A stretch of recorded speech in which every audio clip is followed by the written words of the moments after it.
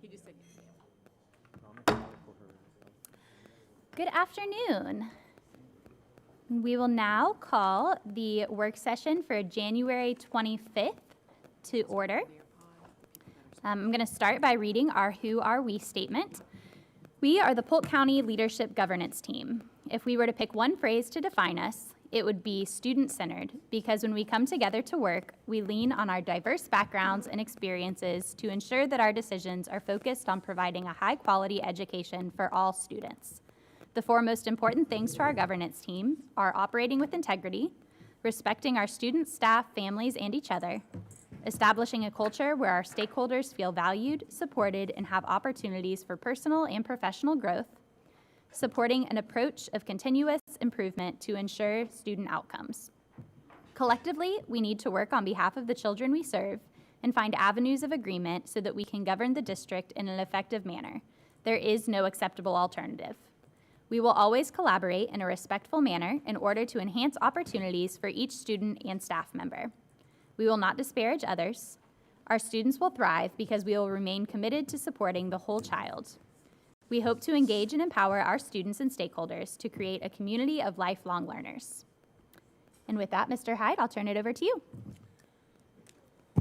Good morning, Madam President, members of the board. At this time, we will begin with the superintendent's report. First item up is Ms. Heather Jenkins. We'd ask her to come to the dais. She will present information as to our annual comprehensive financial audit.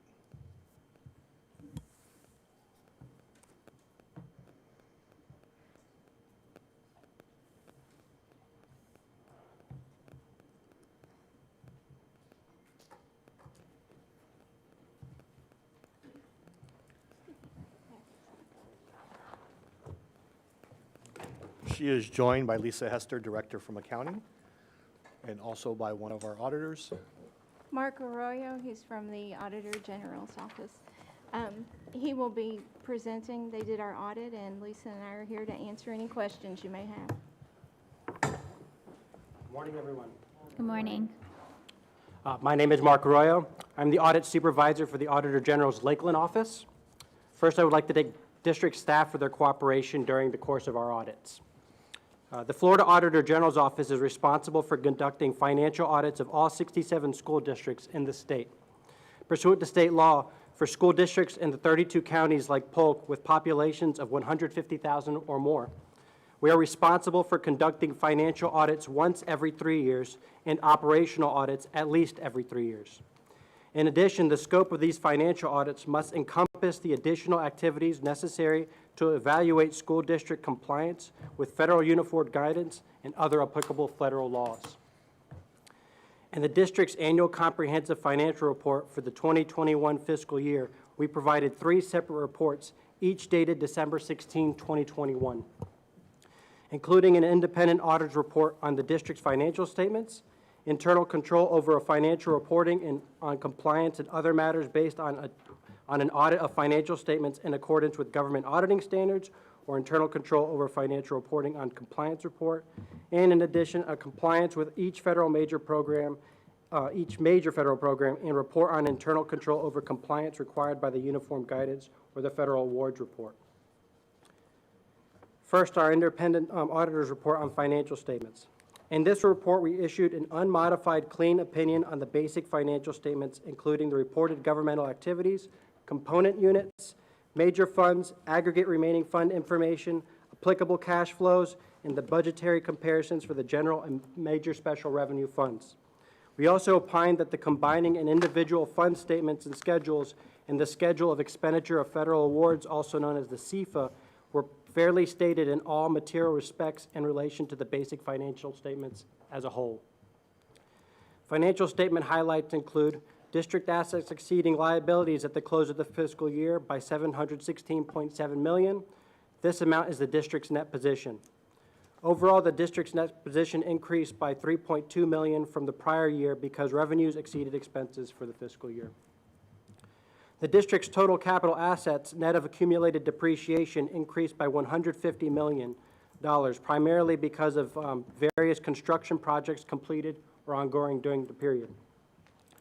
The district's total long-term liabilities, which include bonds, certificates of participation, other post-employment benefit liabilities, pension liabilities, and compensated absences, increased $68.3 million, or 7% from the prior fiscal year. The change was primarily because of an increase in pension liabilities of $82.3 million and compensated absences of $17.3 million. Section 1011.051 of Florida statutes requires the superintendent to notify the board and the Florida Department of Education if the portion of the general fund's ending fund balance not classified as restricted, committed, or non-spendable in the district's approved operating budget is projected to fall below 3% of the projected general fund revenues. If that portion drops below 2%, the superintendent is required to notify the board and the department, and the DOE, and the department may appoint a financial emergency board to operate the district. However, as of June 30, 2021, that portion represented 8.1% of the total general fund revenues, and therefore the notification requirements were not applicable. Moving on to the independent auditor's report on internal control over financial reporting and on compliance. As mentioned in this report, we considered the district's internal control over financial reporting as a basis for designing audit procedures that were appropriate in the circumstances for the purposes of expressing our opinions on the financial statements, but not for the purpose of expressing an opinion on the effectiveness of the district's internal control. Accordingly, we do not express an opinion on the effectiveness of the district's internal control. We also explained different definitions of financial statement material weakness and financial statement significant deficiency. A financial statement material weakness is a deficiency or a combination of deficiencies in internal control such that there is a reasonable possibility that a material misstatement of the district's financial statements will not be prevented or detected and corrected on a timely basis. A financial statement significant deficiency is a deficiency or a combination of deficiencies in internal control that is less severe than a material weakness, yet important enough to merit attention by those charged with governance. Our consideration of internal control was not designed to identify all deficiencies in the internal control that might be material weaknesses or significant deficiencies, and therefore material weaknesses or significant deficiencies may have existed that were not identified. Given these limitations during our audit, we did not identify any deficiencies in internal control that we considered to be material weaknesses. However, we did identify a significant deficiency in financial reporting, noted as financial statement finding number 2021-001. In that finding, we disclosed that district financial reporting procedures need improvement to ensure that financial statement and CFA information is properly reported and required supplementary information is properly included in the annual comprehensive financial report presented for audit. Also, we identified a certain additional matter finding which is described as finding number AM2 2021-001. Specifically, the district procedures did not always limit expenditures to budgeted amounts, contrary to state law and State Board of Education rules. This finding was cited in the prior year audit report as a management comment deficiency in internal control.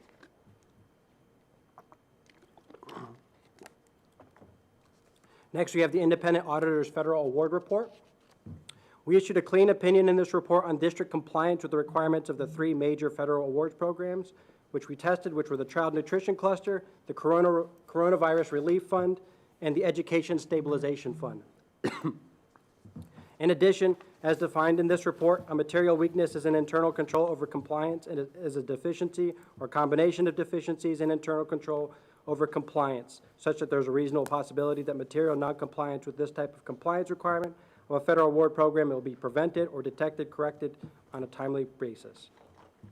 A significant deficiency is an internal control over compliance is defined as a deficiency or a combination of deficiencies in internal control over compliance with a type of compliance requirement of a federal awards program that is less severe than a material weakness in internal control over compliance, yet important enough to merit attention by those charged with governance.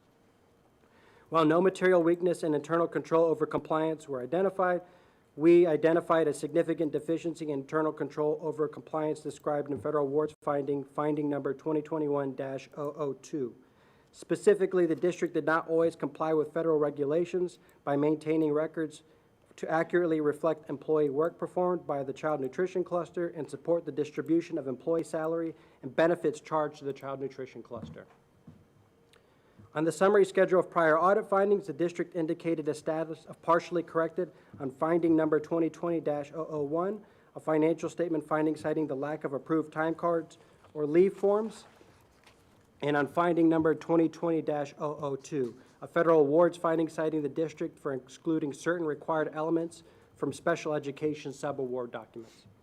District personnel indicated that an employee time management system is being implemented to help correct finding number 2020-001, and that finding number 2020-002 should be fully corrected during the 2021-22 fiscal year. Are there any questions?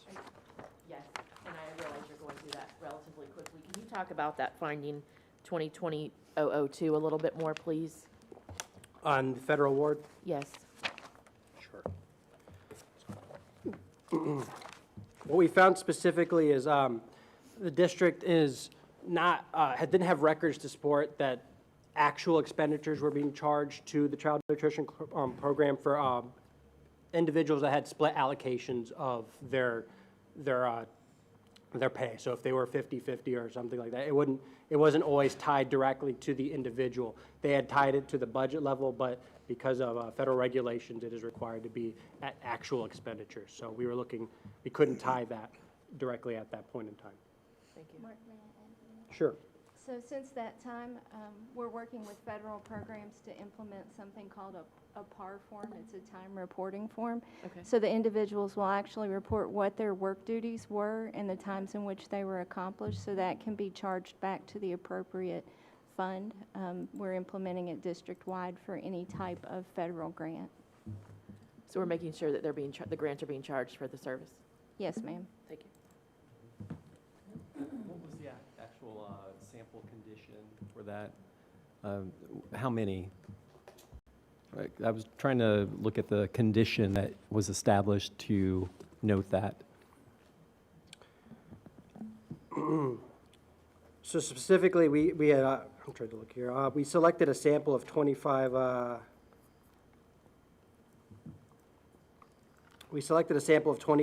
employees, and we actually did an analysis, and we looked at who were the individuals that had split funding. Those who had 100%, it was less problematic, but the ones that had split funding, we went to go tie back and see did they have we picked a sample of those individuals that had split funding. Okay. I just wanted to add to that they were actually charged correctly to the federal grant program. We didn't have the documentation showing the actual hours, but the funding was directly with the grant. Mm-hmm. Great. Yes. I had one other question, because I don't know how you're moving on, but at the beginning, we talked about limiting expenditures to budgeted amounts. Can you talk about how we're resolving that? Yes, ma'am. That's actually a portion of our programming in SAP. The way that we do our budget, it breaks down the pieces into different categories, different functions. And many years ago, there were certain object codes or GL accounts that would move that budget to a capital expenditure. And there are some technical terms above the line and below the line. One includes capital expenditures, the other doesn't. When we review the budget, it's above the line, and when they look at the reporting, it's below the line. Therefore, what we've done is we've worked with our SAP, our enterprise system, and we've worked with our accountants to identify. We're making changes. We're identifying which GLs need to be included in that automatic program and changed. So overall, within the general fund account, we were not over budgeted, but by category, we were. So we're correcting that. Thank you. Ms. Fields? Superintendent Hyde, is it possible for Ms. Jenkins to kind of respond back to these findings? We are required to provide a response. I know it's in writing, but verbally, Oh, yes, ma'am. can she summarize it quickly? Because it appears like we have all these findings and we haven't done anything to address them. Yes, ma'am. Ms. Jenkins? Yes, ma'am. When we talk about the CFA information, which is the first finding he mentioned, 2021-001, that's due to when we received a little over $9 million from the Board of County Commissioners. It was looked at as a local grant when in actuality it was part of the ESSER grant. So a letter was received many months later that had it's called a CFDA number, which federally identifies that grant. So what should have been done is that grant should have been entered into our accounting system under that CFDA number. We've identified that issue. It has been corrected moving forward. We just talked about the budget amount to the amount of expenditures over budget. Are you okay with that explanation? And then federal awards, we talked about the PAR forms for child and nutrition, where the charges were actually recorded in the proper fund. However, now we have documentation to support that. And then for lack of approved time and leave, that's something that we've also talked about with our internal auditors.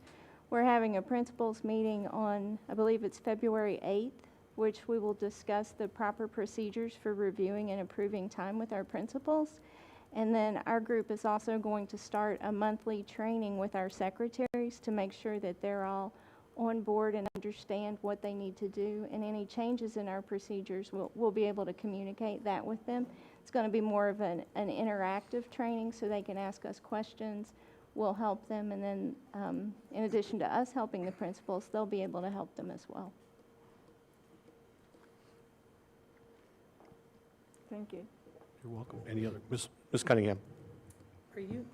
Are you completed? Are you finished with the report you were going to give, or are you still going to continue? This completes the portion of the annual comprehensive financial report. We're also going to go over the operational audit report after that. As well, okay. Then it would be appropriate now. I just want to say overall, no opinion was issued, which I think is terrific. We've worked very hard through the years, and I'm very proud of our financial group, as hard as they work to try to do the right thing. And I can understand where there are findings from time to time. And as long as we have a corrective action and a plan to move forward, I think we're moving, as always, in a positive light. The only concern I have is when it's repeated 2 years in a row. So I would just ask that our staff be very diligent on the areas. I know in the 2021-001, there was comments there that I guess he had mentioned were previously noted the previous year, and I think anytime that happens 2 years in a row, it lends a little bit of concern. But I know that our staff is on top of it, and I appreciate your hard work, because the most important thing we can do is make sure that we utilize, the funds that we receive appropriately for our kids' education. So I just want to say thank you. It's never going to be a perfect audit. I don't think there's ever been one. Probably won't going forward. But at least to know that we're on top of it when findings do occur. So thank you. If there's nothing else, we'll move on to the operational report. I guess I'll premise also both reports that management's response are included into both reports on any findings that we have presented in written form, but obviously you can ask more about them. We also conducted an operational audit for the 2021 fiscal year that included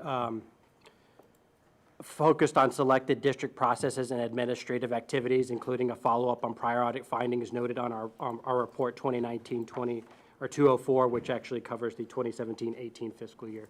That was the last time we did our operational audit. In total, we had 10 different findings that we wanted to bring to your attention. I'll go over the brief summary. If you guys have additional questions, I'll be happy to answer them. The first is finding number 1 on background screenings. As similarly noted in our report 2019-204, the district did not always timely obtain and review the results of required background screenings for district personnel. Finding number 2 was on employment practices. We noted that district procedures for evaluating applicants before employment and communicating information about former district employees to potential employers needed enhancement.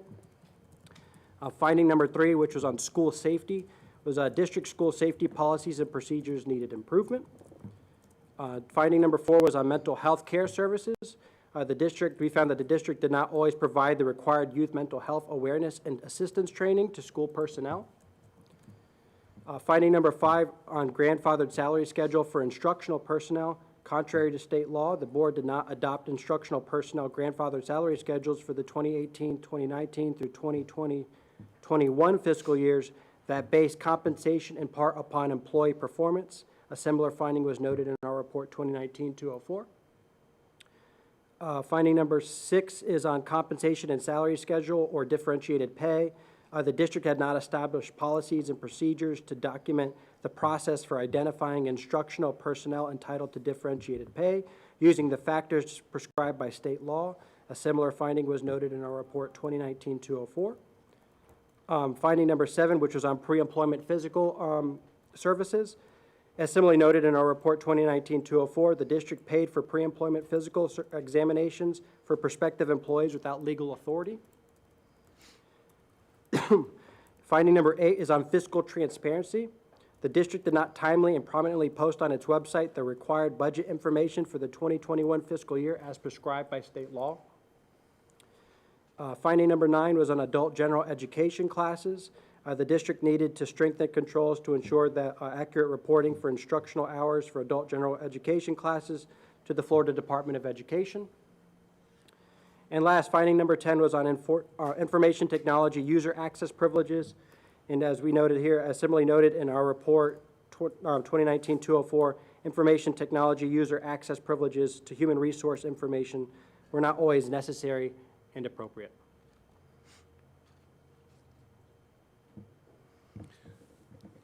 Ms. Cunningham. Yes, and looking or listening to your report today, if my numbers are correct, 6 out of the 10 were HR issues.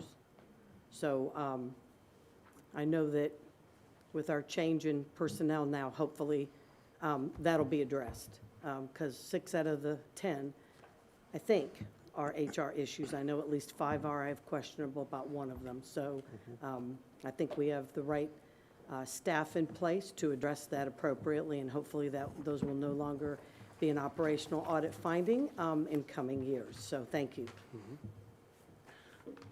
Ms. Cunningham, to that point, I can provide some assurances that finding number 1 and finding number 2 have already been addressed through changes in our internal safety protocols and procedures.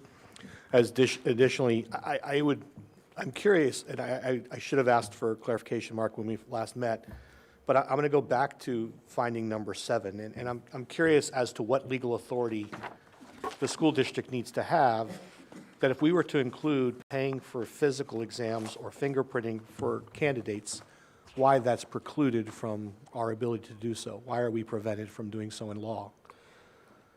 As we referenced in the finding, Attorney General opinion from 82-59 specifically is what is referenced in there and why the district is precluded from being able to complete those. We'll look at it. So for the school board, just to understand this practice, because I find it interesting that it's a finding, and we did discuss it briefly. The interesting part is a lot of our employees who come in may not have the financial wherewithal to be able to pay for fingerprinting, physicals, and all of those things pre-employment.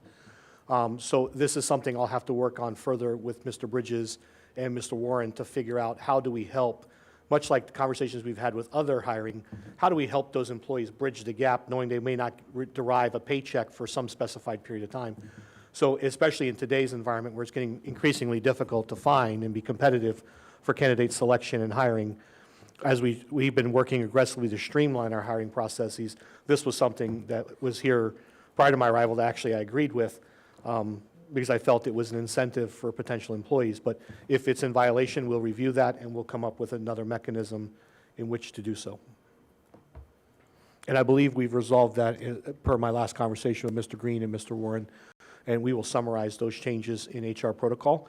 One of the biggest concerns we hear from our school-based administrators and others is the timeline in which it takes for us to hire and onboard an employee. And more often than not, that has led to us losing potential candidates to surrounding school districts who have a more expedited process. But Brian and Mr. Green have been working on this since day one, and I'm very pleased that next board meeting we'll bring you a summary of the changes and recommendations so that we can help expedite without forfeiting all of the requirements for background checks and everything that's required. But we internally have some procedural issues that we can address to help expedite those. And those began some of those began prior to my arrival. Mr. Warren's done a great job, and Mr. Green has as well, expediting those. Any other questions from board members on these before I turn it over to Ms. Jenkins? Ms. Fields. I don't really have any questions, but just comments. Today you bring in some recommendations of adding positions in the HR department, And so I am of the opinion that a lot of the issues that might have had is because we have not had proper staffing. So it's not like anybody's been inadequate. It's just that we have not had enough staff in place to carry out these requirements. And correct me if I'm wrong. That is absolutely true.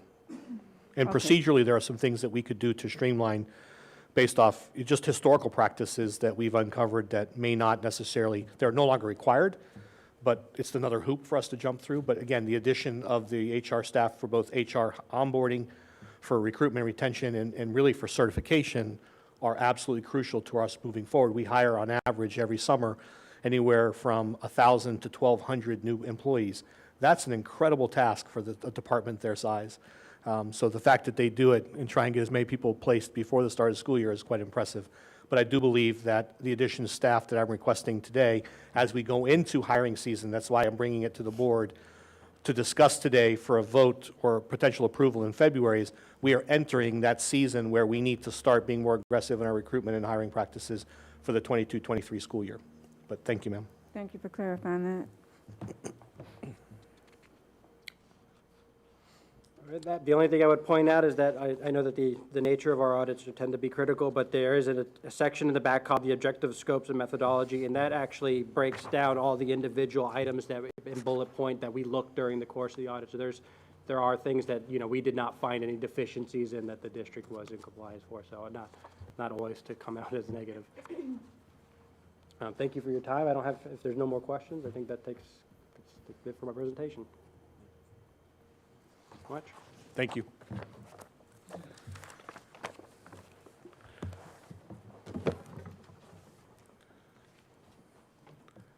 Next item, so as I'll preface this as we bring Mr. McNaughton and Mr. Hancock back to the front, to the podium here to have a further discussion about Nearpod. So Nearpod was an item we pulled well over a month ago with the recommendation that we bring it at least for 2 board workshops prior to any potential return to a recommendation for Nearpod. At the last meeting, again, just to summarize what was discussed with the parent company, Nearpod has the obligation to filter content to ensure that it's appropriate and aligned to Florida state standards. The primary concern that we had heard from stakeholders was that in other areas, when you're looking at the Nearpod content that's available online, there are frequent references to CRT.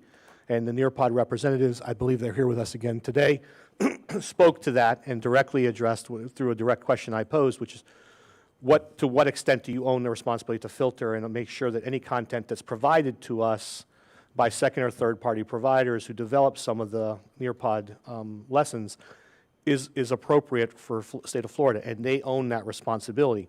The district then has a secondary level of ability to filter content as well. We would largely apply that to any content that we develop. Individual teachers have the opportunity to develop Nearpod items and post them to be shared with their counterparts or to be shared directly with students and families. And so we then have the subsequent responsibility. At the last board meeting, board members asked several questions. Number one, they asked that they be provided with a password and login so you could preview the content and preview the website. That information was provided, I believe, within 48 hours to board members. Additionally, the board asked for data. Is there any data, because we disclosed that there were 11 current schools in the process of utilizing Nearpod on our campuses, and the question was posed by board members or members of the board, to what extent has that impacted student outcome? We did provide you with a database recently as it relates to what Mr. Hancock and the analytics team was able to identify as potential outcomes. So I believe we addressed those issues. And then the board also asked for more information about the impact. So beyond the data itself, what we're prepared to do today is provide the board with an opportunity to address any further questions so that I can hear them as well. And again, the Nearpod representatives are here, but we also have several of our school-based leaders here who are willing to speak to their utilization on their campuses. And I think that's important as well, that you hear from them that why they chose Nearpod, how they've used it in their schools, what impact or results they've seen. Mr. Wilson. Thank you, Superintendent Hayden. Thank you for the explanation. I appreciate that so much. So I still have some concerns. And given that there's a bill in Tallahassee that, if it passes, will allow parents to sue school districts if certain illegal material is is viewed or made available to students. That should be of great concern to us. So how does Nearpod vet what's being made available to the classroom? And then number two, how do we vet what our teachers are adding to the product? Absolutely. Jeff, do you want to address the internal controls? And if we need to bring the Nearpod representatives forward again, we could.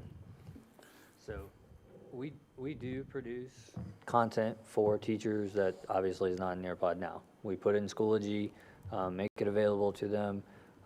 We have had groups come in the past and ask to see those things, and we make it available to everyone.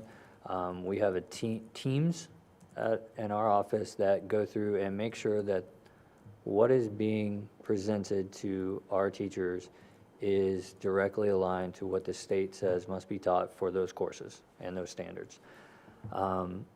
As far as at the teacher level, we're not there every day, so if a teacher were to randomly bring that in and do something that would be outside of the scope of a standard, I don't know that we can police that professionalism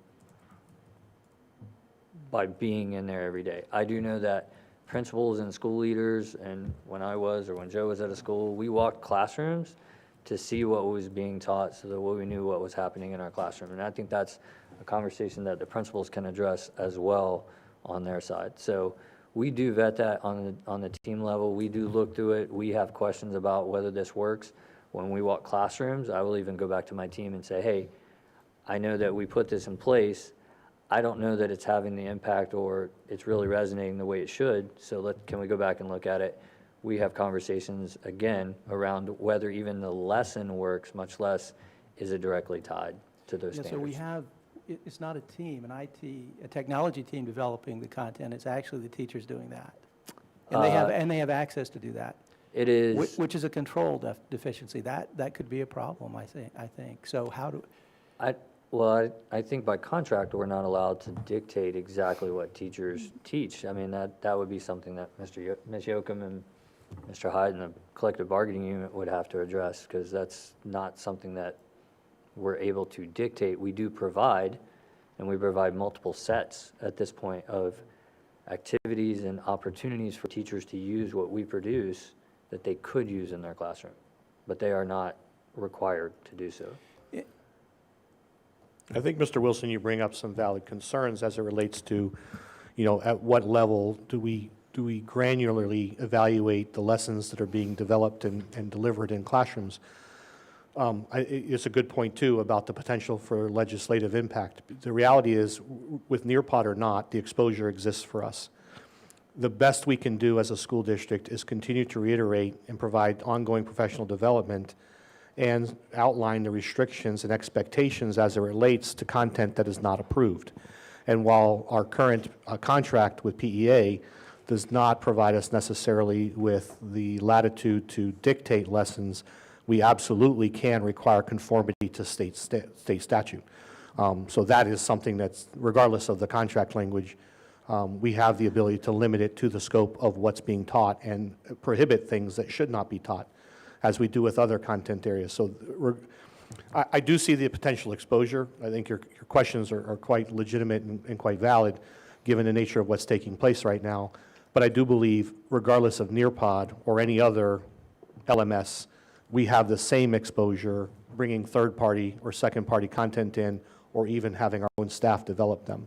I think what we can do, and I think the question you were looking to have answered is, can we periodically review and establish procedures so that we are scanning uploaded content using keyword searches to identify anything that potentially could be in violation? And it's my understanding that, yes, we have that filtering ability at our level to do so. It does place an additional burden on our staff, but obviously it's something that would have to be addressed regardless. At least in this scenario, we would have it in a repository where it could be filtered, versus, again, I think much to your concern and that of the legislature and others who are promoting that bill, it's that where are those internal mechanisms of control to prevent an individual teacher from implementing curriculum outside the scope and sequence that could be in conflict with the statute?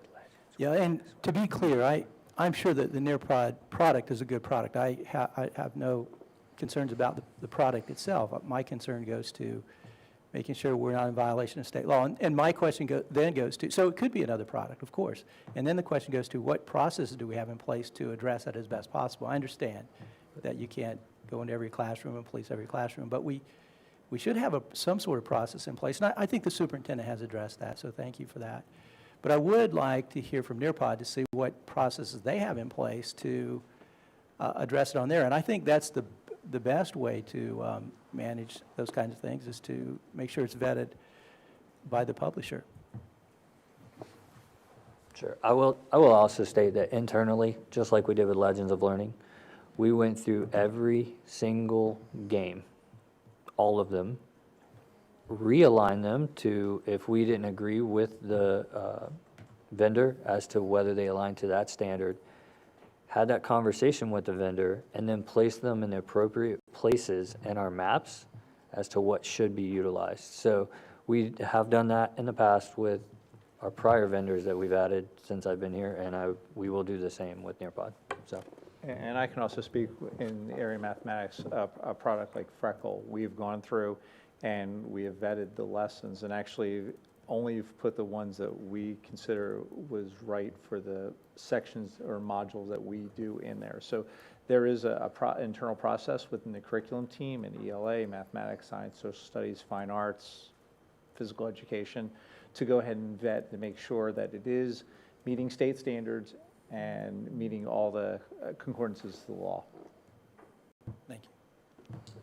From a Nearpod perspective, we have a content team that has quality controls. Those quality control teams review the lessons, make sure that they conform to standards. The standards are done at a national level initially, and then they are mapped and aligned to state standards as well. So I would say that that's Nearpod's set of controls that we make available. And as you know, we suggest and have added an ability for the district team to review the lessons, filter lessons out, realign them from a standards perspective. And so I would say we have two sets of controls, ours and our content and QA teams, and then further the customers can go through and appropriately look at the lessons and see if they agree with the way we've mapped them, and or filter lessons out completely to make them unavailable. So, just a thought, if this legislation passes, and I'm not an attorney, but I suspect that if parents are allowed to bring lawsuits, that they may very well include the publisher in that. So that might be something to consider in the state of Florida. Thank you. Ms. Fields? As it relates to CRT, that's one of the conversations that we're having. It's my understanding that CRT is basically college-level courses and not high school, elementary courses. Correct me if I'm wrong. CRT is a college-level framework. However, obviously, there are state statutes that may define what is allowable in a classroom differently than just the term CRT. Well, and thank you for the answer, but one of the things that I've said to Superintendent Hyde is I have asked for us to have a work session on CRT and what that looks like, because I think we really need to understand what it is. I've also asked him to have a diversity board diversity training as well. And I know that we've had that discussion. I'm sure that he's thinking on how he's going to pose that to the board. I imagine that the bill that we're talking about is an individual freedom bill. Mr. Wilson, is that the bill that you're talking about? I'm not sure what title. Okay. Well, if that's the one that you're talking about, that's a very controversial bill right now. So again, I think that when we start having conversations, we need to make sure that that we're educated and that we understand the overall scope of what we are saying and sending out to our community. I think that we need to embrace diversity. And one of the comments, I think at the last session when we talked about Nearpod, is about similarities, talking about similarities and differences in group settings. That's diversity. That's just being different.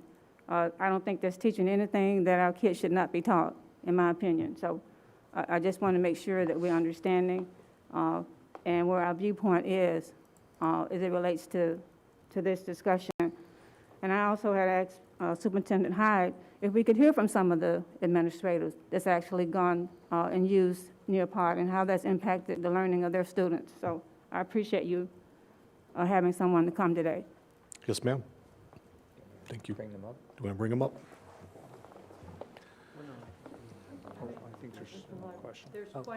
Ms. Fortney, let's go with Ms. Fortney, and I'll come back to Dr. Allen. Apologize.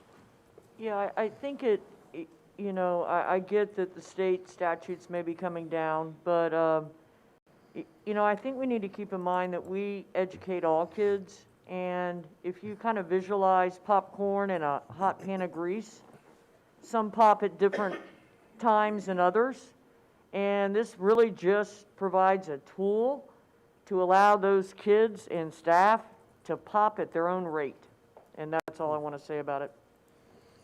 Dr. Allen. Sure. I appreciate the conversation. Thanks for being here as representatives. And then thanks to Superintendent Hyde for granting us board members access to the tool as well. I did spend some time in the platform. Actually, on Friday, I was roaming the hallways, visiting District 1 schools, and happened to pop into a classroom, and one of your ambassadors, which actually one of, I think, 7 in the state of Florida, was teaching, and she's at Highlands Grove Elementary.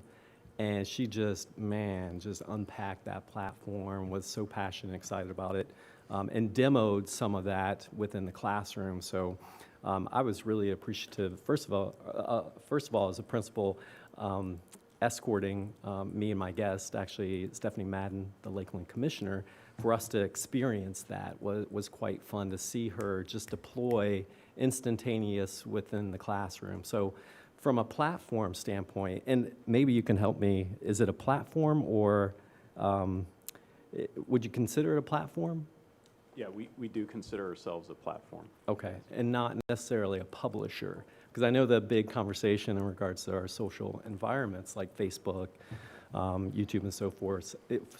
Is it a platform or is it a publisher? Yeah, we don't consider ourselves a publisher. We do have lessons available that are meant to model how to best utilize the platform, and some teachers do take those lessons and customize them. All teachers interact with them and then deploy them in the classroom. Nice, okay. Yeah, and I like the filtering option that was noted. So if you go on there, you can actually hit the drop down and filter content by state. And then when you deploy that pod, it actually notes specifically the state standard that's matching, which is beautiful. And I do like the idea that we're going to put it at the district level in regards to this. Now, I do have a question, for you guys as representatives. Is there content that you've currently banned that's on the platform itself, and some of those things? No, the content doesn't get introduced in the first place if we don't feel like it meets standards. Right, okay.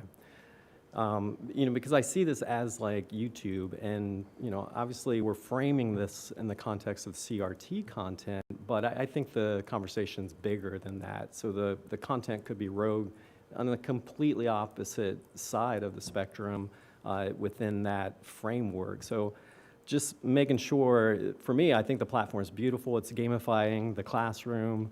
I do wish that we could upload our own 3D models and some of our own 360 assets, because I do see it's proprietary, but I'm sure you're going to get there, because I could see some of our academies building out some 3D models and, letting the school implement some of the 3D models that they create. I don't know if you guys see that in any particular situation.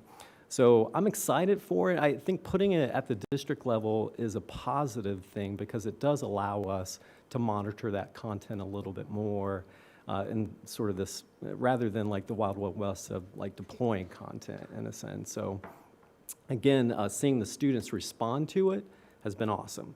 Now we've got 3 kids and we've seen Nearpod be injected into Canvas, which is the platform they use. And we like it. And as a parent, I can see the materials as well. But looking at it from a publishing standpoint and content creation standpoint, I think it's a great thing for our teachers. So and I think I understand the fear because new media is always scary. And, you know, even for us as we use new technology, it's going to always be scary. But I think there's something to say we do need to address it. Is it a platform or a publishing platform? Because I think that big cultural conversation is there. But I think it's a good thing. Ms. Miller? I want to go back to, I think the superintendent mentioned, this is just one of many things. We hire professional teachers. We're the largest employer in Polk County. You know, if we're going to, you know, even if there's legislation to micromanage with microphones and cameras, that's not the idea. That would be everything we do. That would be every textbook we own. You know, I believe that the superintendent making sure there are things in place, no matter what the platform is, that Florida standards are being taught. I went through the program. I have a 10-year-old, so I have my own concerns, and she was excited to see the videos. We went through. It allowed me to, I also, I did enjoy what Mr. Allen mentioned, that it took the Florida standard and put it right next to what we were learning. I could see that as a parent. You know, this is just one type of technology, and we have multiple. We can go into science and all. We've had multiple programs. One, we have to trust that we have professional staff members, which I believe we do, to make sure that we are meeting state standards and making sure these kids are ready, and also that we have a superintendent who is putting supervisory roles in place at the district level, but allowing our teachers to teach. I am one that believes we have teachers doing this who've done it for years, and they use amazing technology that's allowed for them, and we're doing great things with that. But we have professionals on hand here, and I appreciate what they're doing to bring technology to our students. There are concerns, and there's concerns on multiple topics. I'm not sure why we just circulate on the word CRT. There's lots of concerns about what's available to students to get their hands on, but we need to look at their phones. Those iPhones are giving them way more information than these tools that we're using in the school, in the setting.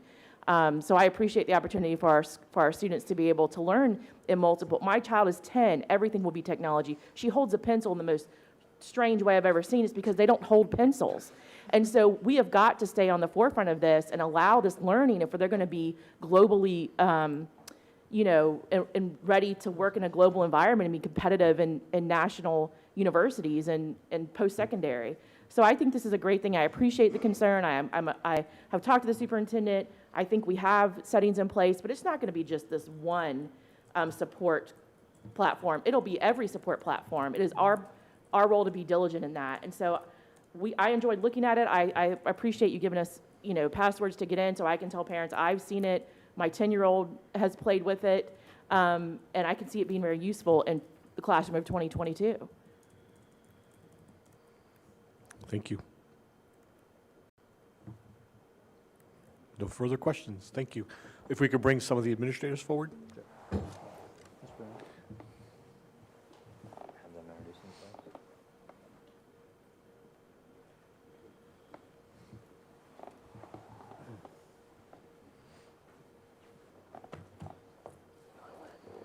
Good afternoon, Superintendent and the board. My name is Ty Bruno, the principal of Auburndale High School. So being a principal at Southwest Middle School in the past, we've actually piloted Nearpod probably 5 or 6 years ago there. Middle school level, fantastic. Teachers used it. We used it throughout our reading program, social studies, science. And one especially program that really used it were our access students, our ES students with disabilities in the access classes, to give them a different viewpoint. And a lot of students, when you're at Title I schools, a lot of students haven't had the opportunity to go see things. They haven't had those opportunities, and that's what Nearpod provides, a lot of those different opportunities for students to see when you're talking about certain museums or certain areas. They can go to that Nearpod program and see that as well. Teachers also then can upload their own programs to it that helps just students to master what they're trying to teach. In the high school level, so when I started Auburndale 4 years ago, several of our social studies teachers used Nearpod throughout their lessons, and it was before we had Schoology, so that's how they uploaded all their assignments, and they had their class, so kids knew they could just log in through their phones, they could log in through the computer. One teacher actually did all their tests, all their formative assessments through Nearpod as well. And speaking with that teacher, the great thing about it is it's very instant. So as soon as kids are finishing that, it's automatically grading. It gives them feedback, and the teacher can go in and give feedback to the student digitally. And so and they see it on their phone. You can walk in the social studies classroom, some students will be on their phones doing it, some will have a laptop out working on the process as well. And they still use quite a bit of it. We have certain teachers that still use it quite a bit. Some of them have switched over to different programs, Google Classroom, Schoology.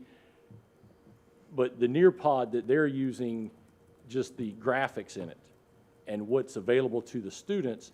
And then my current access teachers use it as well. And having a child that's in one of our access classes constantly talks about what they're doing. And when he was at Southwest, we had the VR readers where they put their cell phones in it and they can go on that virtual field trip with it. It's just a neat opportunity for teachers, and it gives them another tool in that toolbox to help students and help them master the standards that we're trying to get them to master.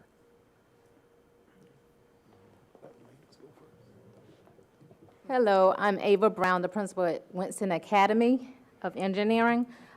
We've been using the program for about 5 years. We started off piloting just a few teachers at a time, and now we have all of our teachers engaged in using it in the classroom. One thing that we have to have help with funding, so fortunately we have a great PTA, and they help fund part of the, to have all of our students and teachers on that platform. So I appreciate their help with our educational initiatives. Mainly we use it in math, science, and social studies, and some ELA. If you could look at our science data, it has every year increased in our science data. In our last STAR data, our last quarterly assessment, we have like 63% of our students proficient in science. So one of the things I would like to let you know that the engagement piece is tremendous. The students are engaged because it's very creative, it's very instant. The teachers can choose from a number of options as they are planning their lessons, from just a brainstorming activity. So there's one thing called like a collaborate board. The teacher could pose a question, the students type in their collaborations together, and it pops up on the board, and they can have a discussion about it. So that's a great brainstorming activity. You already mentioned the virtual reality field trips.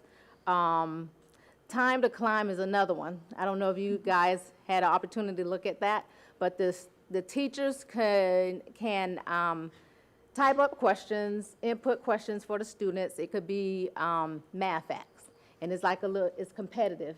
And the more questions they get right, the higher their score goes, and at the end, they can get a prize of the one that reaches the highest. But they really love that as well. We use it in our collaborative planning when we're planning with our teachers. So they sometimes use it where they'll pull out one of the lessons that's already created, but they do edits, they share, and they figure out what they really want to do in those lessons. So they work together to develop those lessons. It could be, we've used it in professional development with our teachers. They love it. And also with our parents, because of COVID, sometimes we could not do anything face-to-face, so we created, using Nearpod, the parent night information, and we sent that out to our parents. When the students came home, they logged into their devices or their cell phones, and they were able to move through that platform. And also at the end, they had a survey, and we knew that they completed the lesson. Thank you. Hello, my name is Maria Carroll. I am the assistant principal of beautiful Bella Cita Elementary. And I just got some feedback from some of the teachers about the features they like about Nearpod. Some of the things they said is that it keeps students highly engaged in the lesson. The students are excited about the learning. And I know you mentioned some of the students, the ones that answer all the time are the ones who are always answering, but now with this program, the shy student can't really hide. They gotta put their answer in the Nearpod. The students that take a little longer to process the information can put the answer in the Nearpod, and they get to participate. It's great confidence boosters for students like that. They feel a sense of accomplishment as well. Teachers also love the fact that they can share lessons with each other. Like you said, during planning as well, they are collaborating with one another. So they love that fact. Something they also mentioned is that it's really easy for the students to log in. They get a code and they access the presentation right away. It doesn't require a username or a password. They just need that code. The teachers have the different lessons there, so they don't have to go outside a different platform to get into those lessons. It's easy to access them. They love the fact that they can attach links and videos into the lessons as well. It is great for all subjects. We use a K-5, all of our students in all the different subjects. So they love, and like you were saying, the time to climb, that's one of their favorite parts because it's like a competition, and so they love that. The quick assessments as well, the teachers, they mentioned that they are giving assessments to the students, and they can see in real time where the students are struggling, and they can see exactly where and pull small group for that.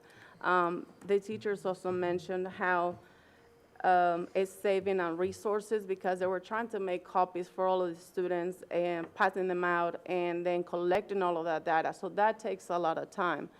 With Nearpod, they get the information right away. So it saves them a lot of time. One of the setbacks was that the teacher said that it's cuts down on them writing so much. So what she said she bought Stylus pens for the students to write a little bit more. I've seen another teacher where the students have the iPad and they need a little bit more space to work, so they have a whiteboard to work out the problems on the side as well. But all of the students can see the Nearpod right there, so it's not like if I'm in the back of the room, I'm hiding or can't see the information. So they love it. We are also lucky to have Ms. Elizabeth Wilson, who is one of the 300 pioneers accepted into Nearpod. And they are like ambassadors. They run camp engages, they train people, so she'll be happy to assist with anything that you need. But teachers really, really love their program, and the students, we've seen them, they're engaged. We just are doing right now the STAR assessment, and we had almost a year of growth seen it with student data. So it's great.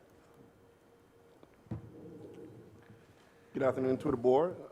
My name is Ben Hammer. I'm Regional Superintendent and former Principal at Highlands Grove. And I'm probably one of the original Nearpod users. We started using this product about 7 years ago. And the data that we received, especially in math in third grade, was incredible, to the point that I made sure we found funding to pay for Nearpod. For us, it was more of attendance. We had a lot of kids that was missing school, and by using this platform, we was able to ensure that kid that was missing school, we could still give them that lesson. So when they came back to school, we could make sure they had the opportunity to go to a small group or to a center and get that same lesson that they missed being out. I always say that, we were fortunate during my tenure at principal there to do some great things. And one of the things that I always say was great was saying some of our Teacher of the Year winners. And I know Ms. Solano, Jessica Solano, she used this every day. And when we looked at her data for math, especially in third grade, we did some incredible work. From a principal point of view, I know you're hearing everything that the program did, but it helped me out a lot as a principal. So staff meeting, I know a lot of my teachers used to hate coming in, sitting and getting. So one of the things that I used to do with Nearpod was I would front load a lot of my meetings by providing all the information in Nearpod and gave them opportunity to look at it. And so when we came to our staff meeting, the fun game that they was talking about, that's how we engage our staff to make sure they got the material. So everyone was engaged, and I was able to give back time to them, so we wasn't sitting there for an hour and a staff meeting we could get done within 20 minutes, be very efficient, and give time back to our teacher to get back in the classroom. Now, from a regional point of view, I love going to a lot of my schools and being able to see it. I was over at Lake Alfred Elementary a few weeks ago. We had a teacher, Miss Ford, that does a science class, and to see the kids, being able to see all the science content come to life, it was amazing. Over at Willow Oaks, Miss Shirosky, she got a first grade classroom, and the little one just running around, and being able to see them at a reading center with Nearpod and be very engaged, little 7-year-old kids, you know how that could be. It was amazing. And then again, I know you was over at Highlands Grove and seeing Miss Knapp, and I know all the amazing things she's doing with Nearpod. It's just a great way to engage a student and give them opportunity to feel like they're playing a game, but they're actually learning. And that's the secret to Nearpod, I think. That's why I always enjoy it, and every time I get a chance to see it in action, I always like to take a moment to look, because the kids really, really enjoy being engaged with that particular program. Ms. Fortney. Thank you all for being here and all of your experience and the work you do.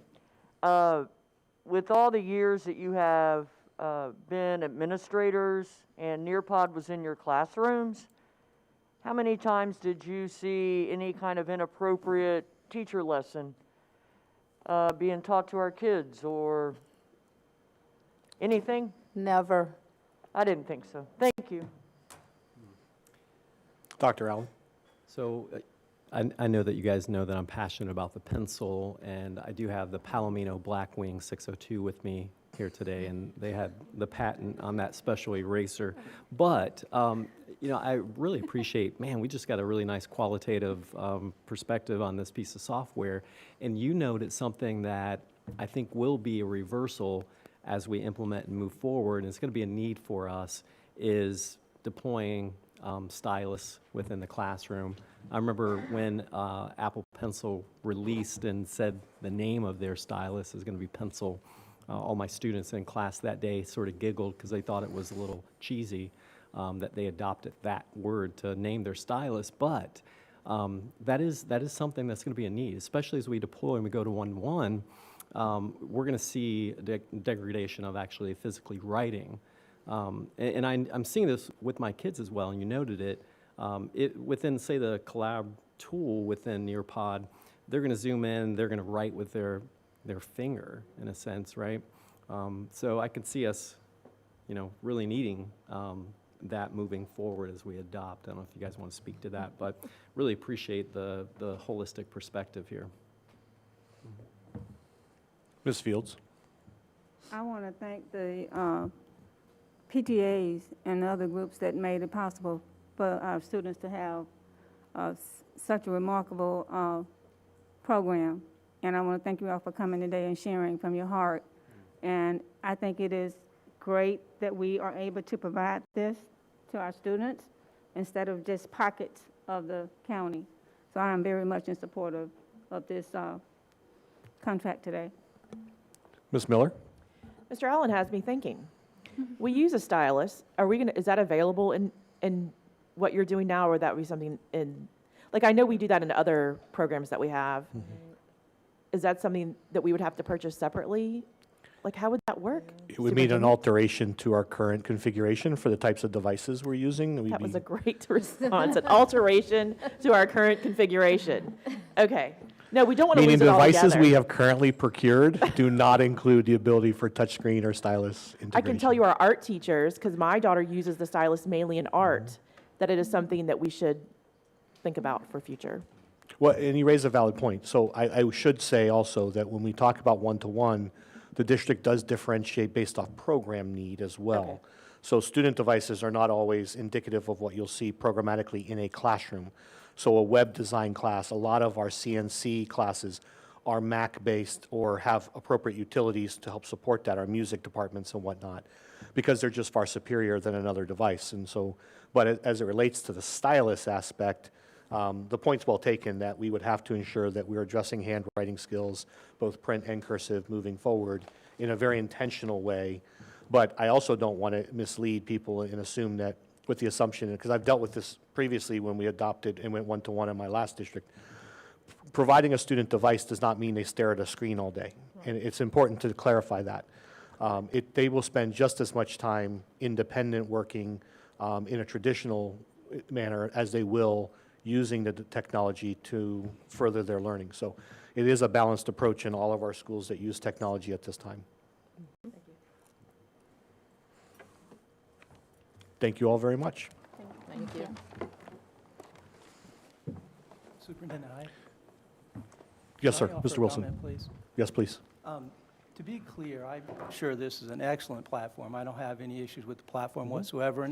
And of course, any platform we use is going to be, could create challenges for us. But, you know, words in our society have meaning. And sometimes they can be harmful and hurtful. And it doesn't matter what term we use or how we approach this. The key is this. I mean, I saw a link that demonstrated separating students, and there was a group of students who, at the end of the day, in my opinion, went home not feeling good about themselves, and I don't think we can do that. You know, I'm working on my doctorate. I'm immersed in the literature. I'm looking at educational literature all the time. And the literature is absolutely, unequivocally, undeniably clear that the best learning environment is one in which all students feel good about themselves all day long. We can't send a student home not feeling good about themselves, no matter what we call it. And we can give it a name, and that's really not the issue. The issue is what are we teaching and how are we presenting that material, as you well know.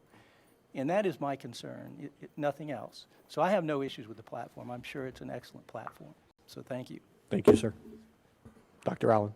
Yeah, and just to reiterate, you know, can we speak to how, because it is a content management platform that's what it's called, in a sense, a learning management platform, just to assure a constituency that, you know, there is management, in a sense, of the content that will be deployed.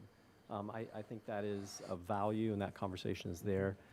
Definitely, we can focus a lot on the enhancements of the platform itself, but maybe addressing that as we move ahead. Yes, sir. So again, no definitive decision has been made as to whether or not to bring Nearpod forward. The goal was to provide as many answers to questions that were developed or have come to our attention. I believe we've satisfied most of those. What I still hear the concern at its core is how do we best protect ourselves, students and families, from content that was not developed by us that our students and families would be exposed to or gain access to. And so if we bring a recommendation in February, it will include a comprehensive plan on how we would address those issues and concerns moving forward. Okay. Thank you. And I'm glad Ms. Quiroga stayed. So I had the pleasure, Ms. Usher is coming to the table. Is Alex here? We'd like to bring the architect up as well. So as the board knows, last week, and then we will take a short recess after this item as requested. So Belicita, I had the opportunity of going to the last community meeting. Alex was there as our architect. He is doing all of this pro bono for us at this time to help ensure that we can provide, and the board, you have packets now of what the design proposals will look like. We've addressed the majority of the concerns, ensuring that food distribution will occur as they move it from the kitchen to a middle school cafeteria, that it's an enclosed walkway. When I attended the meeting, as I shared with Belicita staff, family members, some were in person, some were virtual, and we were able to address a number of questions. Primarily, those questions revolved, and I'll send you a comprehensive list. I think I summarized those for you already. The primary concern, quite honestly, that was raised frequently by parents was school safety on two specific topics. School safety as it relates to an SRO or guardian, but the second one, which was raised by several parents, including their SAC chair, was the concern about crossing safety. What's currently happening, because we don't necessarily have an SRO, we have a guardian, there is no law enforcement officer parked outside of the building in a vehicle managing traffic. And so what's happening is parents are dropping students off across the street, and those students are crossing the street in non-approved crossing areas. And so as a result, they're being exposed to potential issues with traffic and and motor vehicles. And so they asked for us, regardless of what takes place with a possible expansion, can we do something else for them there? And so Ms. Usher at the meeting has committed to them that she would. The SAC committee will actually meet with the building administration to put together a safety committee, and we will include an SRO or someone from the sheriff's office, but Ms. Usher has already taken action to talk with engineers about a traffic safety study out there, because again, it's impacting the school regardless of the potential expansion. The other questions that were posed by both staff and families, I'll start with some of the questions posed by staff. Would the middle school have its own media center? Because the current elementary media center would not be large enough to house the appropriate materials. And the answer that we said was yes. Again, since there's no formalized plan that we were engaging the community, it was feedback such as that we were there to collect to ensure that it's incorporated in the next iteration of an actual plan to bring before the board. They were pleased with that. There were questions because of an experience with how Citrus Ridge is structured, being a 3-story building. Students are intermingled frequently throughout the day. And so the question was, will middle schoolers and elementary school students be mixing throughout the day? And the answer is no.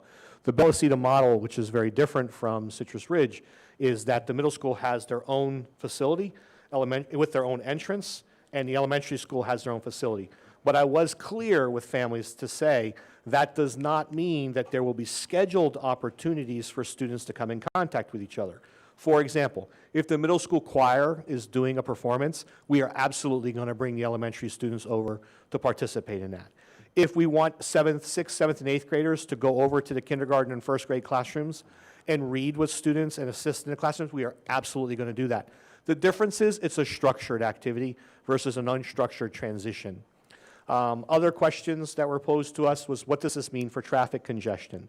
I believe that the architect was able to address with them that in the new proposal, the traffic loop is actually extended further. I think at times, and we will do the analysis and ensure that this is accurate, there are currently about 110 5th graders that would remain in the first year. This would be a 3-year phased program, with each grade level being added in a subsequent year. So it's not a one and done. First of all, the traffic pattern will adjust. I think it's also fair to assume that a good percentage of those students have siblings who already attend there. So if they're car riders, they're still car riders. We're not adding to the traffic congestion, because those cars are going to be there regardless of the number of students who are riding in the vehicle. But we will have to do the analysis to determine how many siblings are there. So we were able to answer some of those. Other alternatives too, albeit the only thing that this solves is the issue of potential congestion.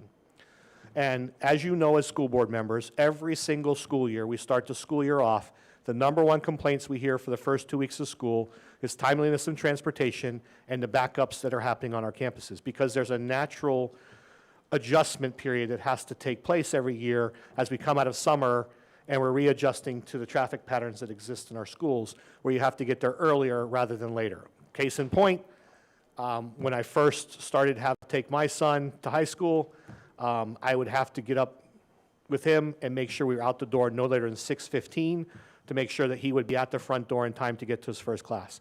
At this time, because the traffic pattern has adjusted, we could leave the house at 6:40 and he can still get there in time.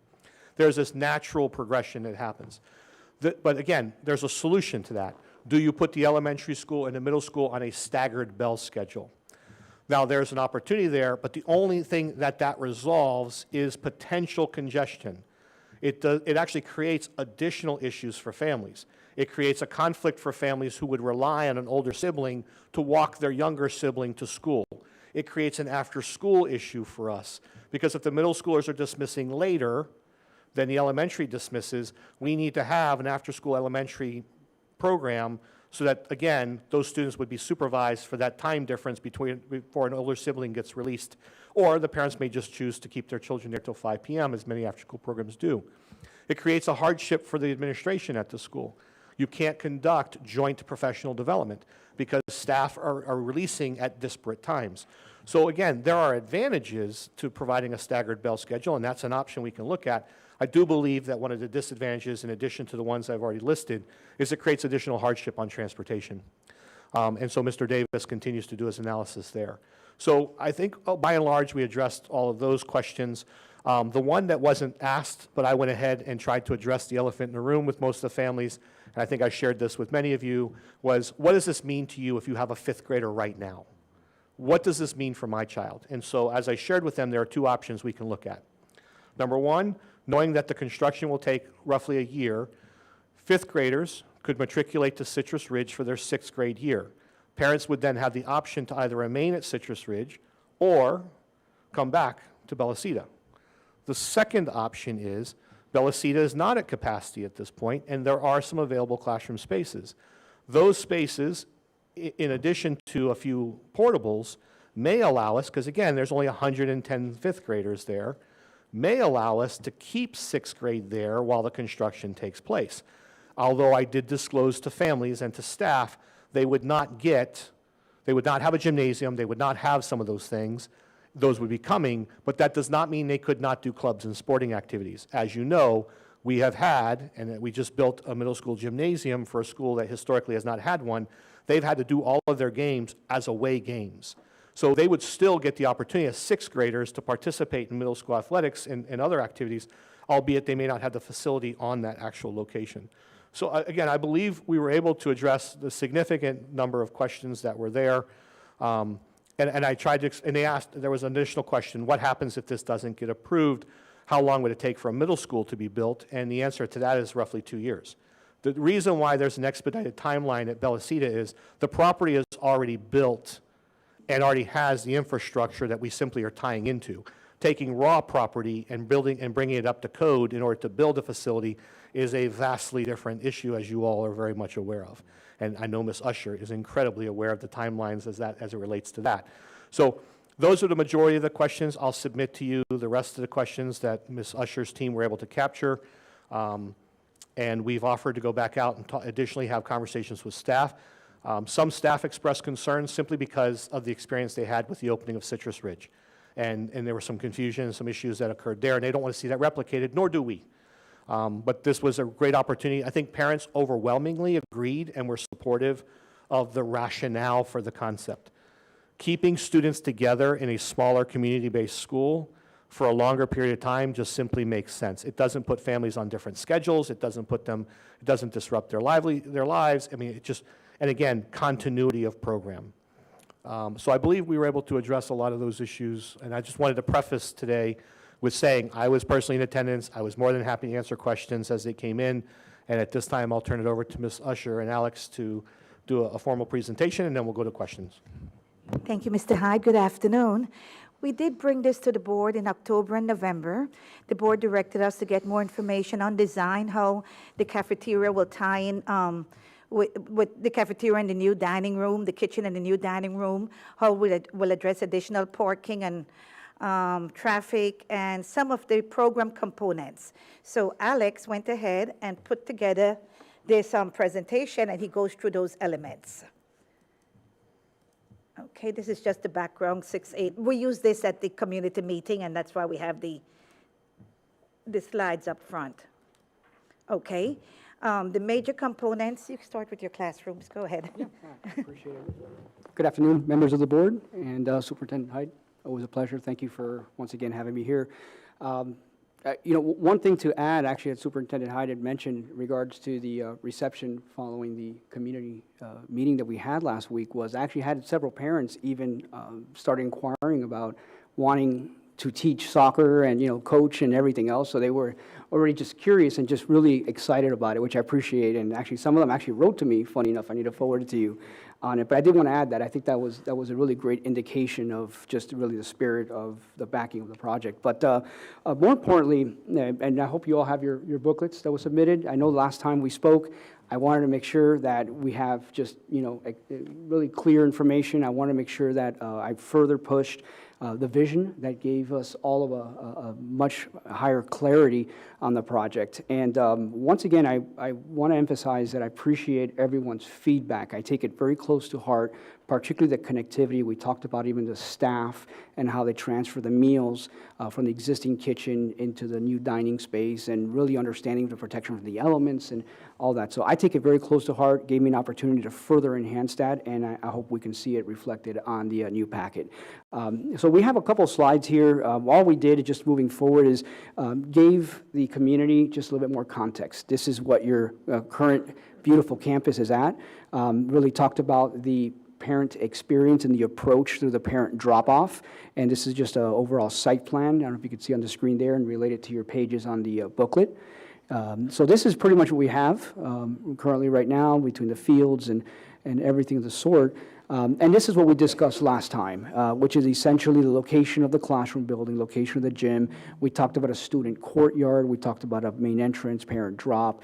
How we're going to get the students in the buses and connected back down into the middle school component in there. So as always, wanted to take it further and really show you guys in the later slides on how we managed to do that. But here, just to reinforce some of the floor plans from a program standpoint, student dining area, MEP, back of house, circulation for your egress stairs and so on. Now, once again, it was asked about the media center, and I thought that was brilliant, and I hopefully I emphasized that in our last meeting, which is these plans are definitely not set in stone. There's opportunities to, once again, be able to expand, contract, and manipulate as needed to best shore and glove fit what's needed by the school. So I just want to kind of revisit that. I did include an image, actually, of the original prototype and the actual dining space. So this is what's built, and what you see in your packet, what reflects in the floor plan was previously built. The wall all the way to the left, and you can't appreciate the image, unfortunately, but that's actually that curved wall for the student dining. And we see opportunities there, once again, between school colors and graphics and everything else that can start, students can have a sense of their own place. And I think that was something to really help them on. Here's second floor and third floor, once again, just to reinforce in classroom space, egress stairs, once again, back of house, and so on. The number of the classrooms, obviously, we need to have further discussions with everyone and then what the program, but as I emphasized last time, it's just a good starting point. Here's a gym, and just further color-coded as far as where your gymnasium space is, multi-purpose room that could be used even for dance, or other types of athletic activities, wrestling or whatever the other programs they want to do. Something I emphasized on, and Mr. McDougall, principal at Belacita, had enjoyed this, which is on your bottom left corner, which is a green area on the plans. That's actually a lobby area with concession and tickets, but also has like a nice casework for trophies, all the championships that they're going to win, right? So I turned around to Mr. McDougall and said, hey, no pressure, but here we go. I have it ready for you. So I think you appreciate it, and the parents are very excited about that. So, once again, just appreciate the great reception. And then here's an image of the same gym that we have in the plan, our prototype gym, represented here. And, Mr. McDougall and myself, we both said that we couldn't wait to see the mascot on the center court right there as well. And it's going to be a really beautiful, exciting space, and see it with the school colors as well. So the following page is now looking at the parent approach entrance, and where you could see now, once again, the new middle school components, and how it ties in. So certain things I wanted to do is, number one, really make it feel like one campus in regards to architecturally. I understand the sensitivities of making sure that the kids are kind of, kept separate from the middle school to the elementary. A lot of parents express concern about that, and the way that the layout works right now does that exactly. But from a campus standpoint, just really, the same colors, the same feel, and it just all ties in beautifully together. And once again, the parents really appreciated that. But one of the things we did, and I expressed in the last one, but we're showing it with further detail now, is the same type of arcade that we have, this nice breezeway along the campus dining area for the elementary component. It kind of, ties in and it connects into the middle school. So it just becomes like a little bit of a shoelace that, once again, just ties together. We talked about last time the connected service yard, once again, for deliveries and meals and equipment and maintenance and so on, which we have there. And then also you could start seeing some canopies coming in, particularly on the bottom right. We can see the curved canopies for some of the drop-off now, and then we're creating a nice entry courtyard for the students for the middle school component. And then you could see it through the interstitial space of the two buildings, the two new buildings, like a courtyard. We're going to get to further detail that. We're really excited about it. The spirit of Belacita is really this beautiful courtyard that it creates on the elementary school, which I know everyone's always been a great fan of. And we wanted to replicate that once again for the middle school component. These are great opportunities for outside learning and clubs and meetings and so on. So we just really wanted to keep in that spirit. And, following page just highlights some further connectivity. Now, one of the items, as we mentioned, about particularly the aspects of operations, we made sure that we also provided the same breezeway on the service yard side. So when you come out of the kitchen, you walk around and you connect directly to dining. One thing we're doing with that breezeway is we're going to enclose it, and it will be AC space. So that way you can safely, once again, transport your meals onto the new student dining area. And again, they're protected from the elements and everything else. So once again, I take dearly to heart all the comments that you have and make sure that we address it. Following one, you could see, more importantly, on the top right, from by the bus loop, there's a canopy that takes the bus loop and it connects you, once again, into the new K-8 center. So what that does is, obviously, it maintains the protection from the elements when the students off-board the bus, and they're able to transfer into the new building. And just next page is a couple highlights there for you as well. And you could see, once again, that same breezeway, that language is replicated on the middle school component as well. So once again, to give it that feel of one campus, one feel, one architecture kind of, direction, but at the same time, keep them separate in regards to the kids. I know that was, once again, a big concern. Here's a shot from the, once again, service yard, and I really want to emphasize two things. Going back to the service yard, where we're talking about enclosing that area there, that breezeway area, as we discussed. And then on the very bottom portion of your sheet, you could see the entry plaza. We wanted to create a nice, beautiful entry plaza experience for the students for the middle school component. You already have it in Bellacita. We want to replicate that. So again, they have their own sense of place. And I think that's important too, not make it feel like an afterthought. And the following page, you can get another angle here where you could see the entry plaza, and we'll continue looking at a couple more of these, but again, just really making it feel that they have, once again, their sense of place, the experience of how the parents drop off, and just, again, all protected from the elements. You have seating walls there, landscape, hardscape. And as always, this is just a vision. These are things that we'll still intend on sitting down and having conversations with the principal, with facilities, with you all. We welcome also further comments if needed, but at least it's a good point here. So once again, parent drop, entry plaza area, and you can kind of get the reverse vision through it. Here's the next sheet here. I really wanted to get to this part, is where you could see the interstitial space, that student courtyard space. And this is like an area that we felt it was just absolutely beautiful, great experience. It's that space between the classroom building and then the gymnasium, and you can see seating walls, you see landscape, you can see kids sitting down and doing their homework or reading, or again, club spaces or outside learning. So just really, opportunities are endless.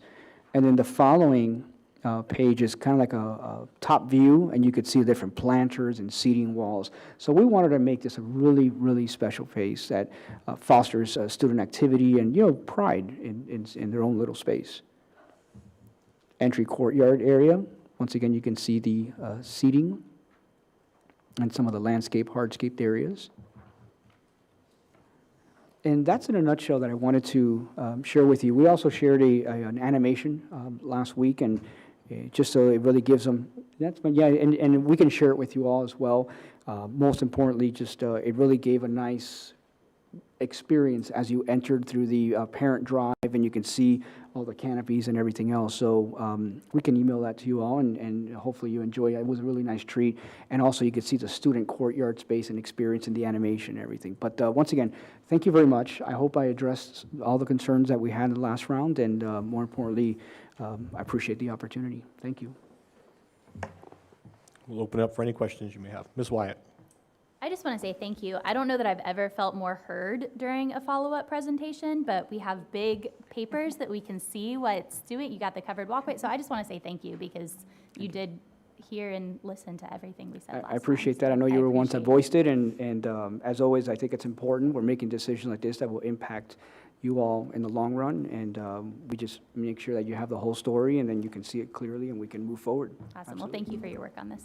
Thank you. My pleasure.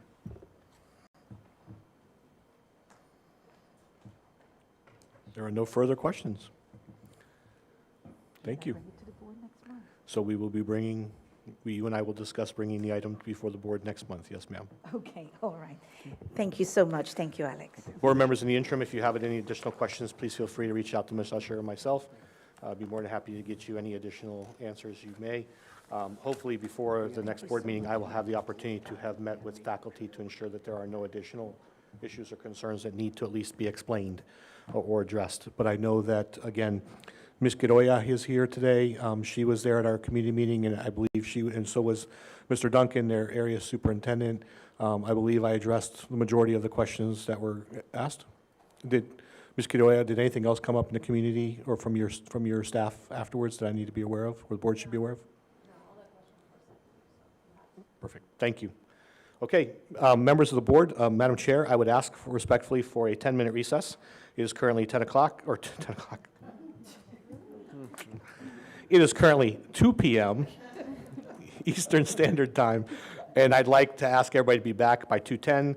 We have several items left. The one item that will probably take the longest is the item that should take the longest, which is a focus on where we are academically. The other items are more procedural, and I believe you would agree. So at this time, Madam Chair, if acceptable, I'd ask for a 10-minute recess. Thank you. Thank you.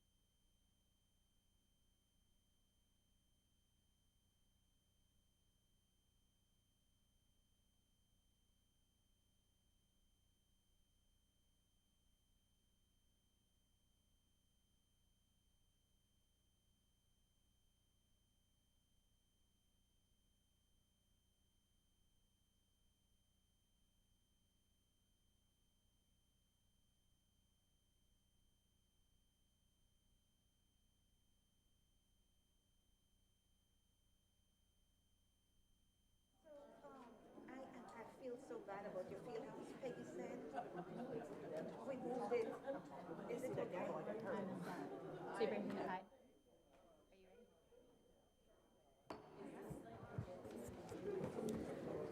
Thank you, and we will now reconvene our meeting.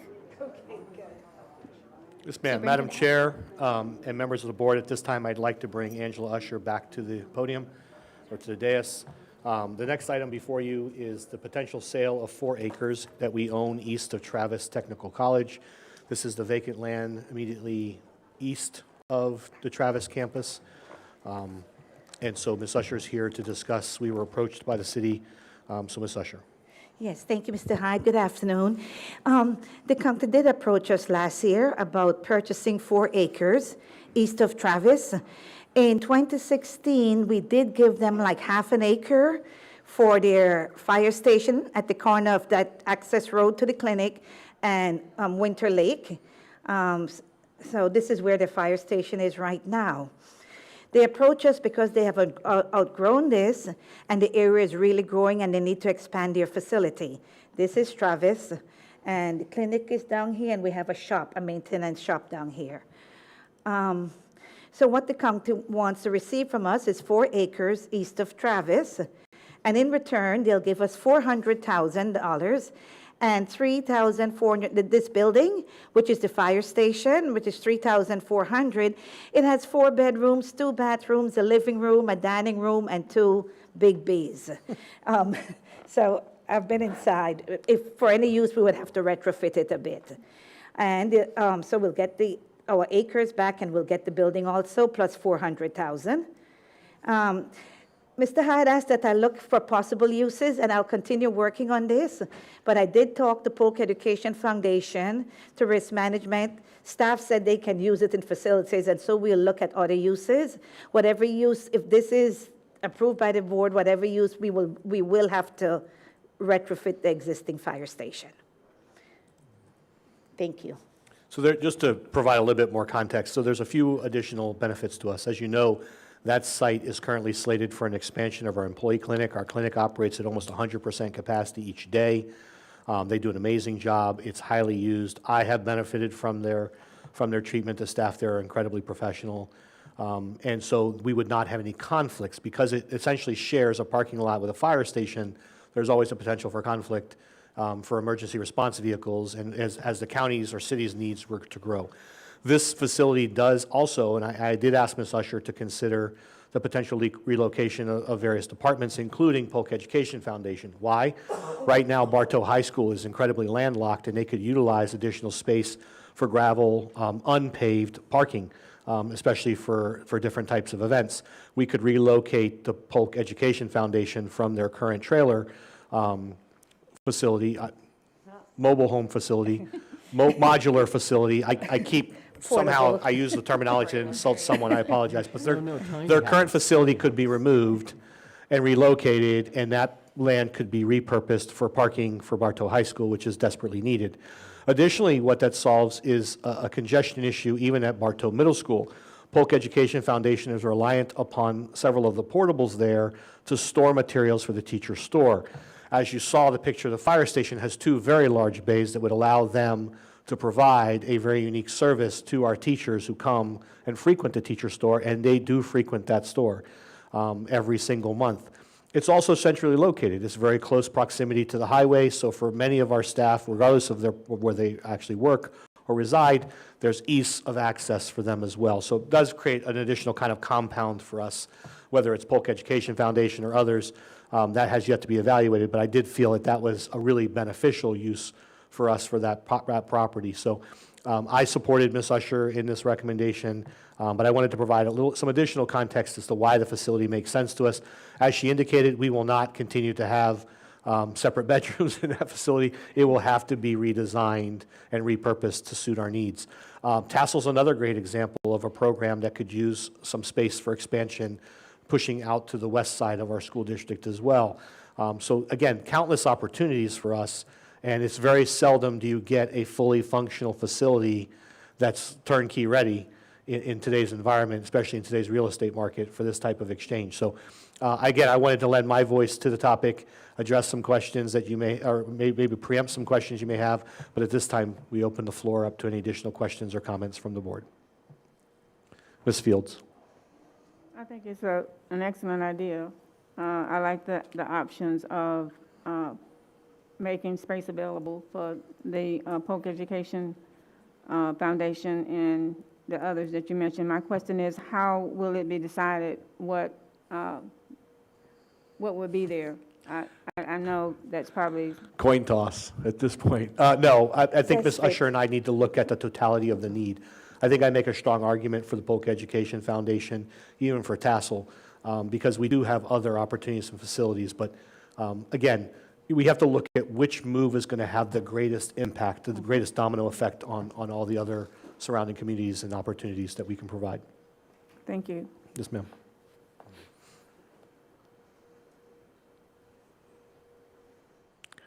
Seeing no further questions, we will move on to the next topic. Thank you, Ms. Usher. Certainly, thank you. The next topic is the reorganization and repurpose of vacant positions. Board members, you were provided, I apologize for the lateness of the final update, but we have had several staff out, and so I give great kudos to Mr. Kirk, Mr. Warren, and the teams for putting this together. This is a reflection of two topics. This is a reflection of the topic we began with when I was initially hired, as we started to look at equity across our programs when it comes to staffing allocations.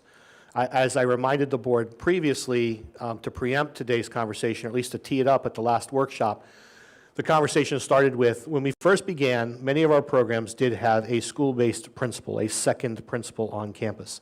They were funded for those, but over time, those positions may have been eroded. So as a school felt that they had a different need, they demoted the position from that of principal and made it an assistant principal, and then used the savings offset by that change to fund other opportunities on their campus, maybe to elevate a different position, maybe to hire a dean through the consolidation of multiple or reduction of multiple positions. And at times, that's a good thing to allow and afford our schools. The problem is, over time, it has created an equity issue. And more often than not, as soon as I arrived, I heard frequently from our stakeholders across the school district, I know Ms. Fortney is very familiar with this argument, that, well, why do these two schools have a fully released principal? Our school used to, but now it's not. And there are a lot of reasons why it doesn't make sense necessarily to have those principal positions. What I put before you are the recommendations for those changes. I also included the changes to 2 director-level positions from our adult learning centers. I think it's important when you consider and you factor in the number of staff that these individuals supervise, and you do a cross-reference to similar type roles, it makes sense to elevate their positions. The program, the reason they were not recommended to be elevated to a building principal is that program already has, to my understanding, if Mr. Cochran could correct me if I'm wrong, but they already have an overarching principal. So elevating them in those roles, again, commensurate with their job duties, responsibilities, and the number of staff they supervise, would be equitable to other people in similar positions that they are currently in. Additionally, there's a recommendation in there to elevate Ms. Keys. Ms. Keys supervises our teen program, has done an incredible job. The scope of her job has grown exponentially over the years. She continues to be an outstanding administrator for us, and this recommendation came from both Mr. Cochran and also from Mr. Pitts, who did the evaluation, and Brian Warren, who did the evaluation of her role. So those are the position changes before the board. I will say, and I shared with you before, I do have some concerns about principal title, creating a second principal within the building. What I've heard consistently from our stakeholders is that they want someone to have autonomy within the program, and I think that can be accomplished either with the principal role or without the principal's role, but with a separate designation. So for example, currently we use head of schools. And so there's an opportunity for us to explore that as well. So what you have before you today, because you're not being asked to vote on this today, is a proposal. Additionally, there's a second half to the request for hiring that include, and I apologize, there's also a position enhancement for our teacher recruitment and retention division, because we definitely want to honor the work that's being done in that group. I think we all recognize the need. Our district, as I shared, hires anywhere from 1,000 to 1,200 new employees every summer. We consistently have operating, we fluctuate between 150 to 171 ongoing vacancies. This team is all over social media. They go to different events. They do an amazing job trying to recruit and draw candidates to Polk County. And I want to continue to honor that work. This was a pilot program, is my understanding, or a change that occurred relatively soon. I'm very grateful we have the program. But by putting additional staff there, it always comes down to who then manages the work. So the recommendation is to elevate one individual to a director's level position instead of a senior coordinator's position, and they would then supervise the work of the other recruitment and retention staff. You will note that there's 2 positions in there. One is specific for teacher or instructional staff. The second is for other staff. We are not just struggling, as our countless other school districts, with instructional vacancies. We continue to struggle when it comes to trade vacancies and bus driver vacancies. So putting someone there that then transportation services or custodial and maintenance departments can work directly with to specify their recruitment and retention opportunities goes a long way as well. So the recommendation is to add 2 more positions to the recruitment and retention department, add 2 additional positions to certification, and add 2 more positions to HR for onboarding and employment verification and finalization. So there's a total of 6 positions. I did provide the board with a cost analysis from Ms. Jenkins. We will have additional funding coming back. We currently have, there are some places where we have double funded programs, and so we know that we'll get a return on those items as well, but I did provide you with a comprehensive summary of the savings we have occurred to date or incurred to date.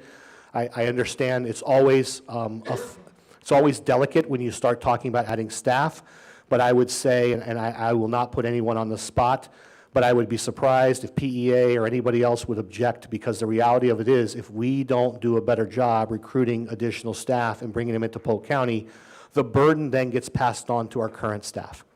So what that means is itinerant staff, coaches, psychologists, social workers end up having to forfeit time with students to cover classroom spaces because of ongoing vacancies.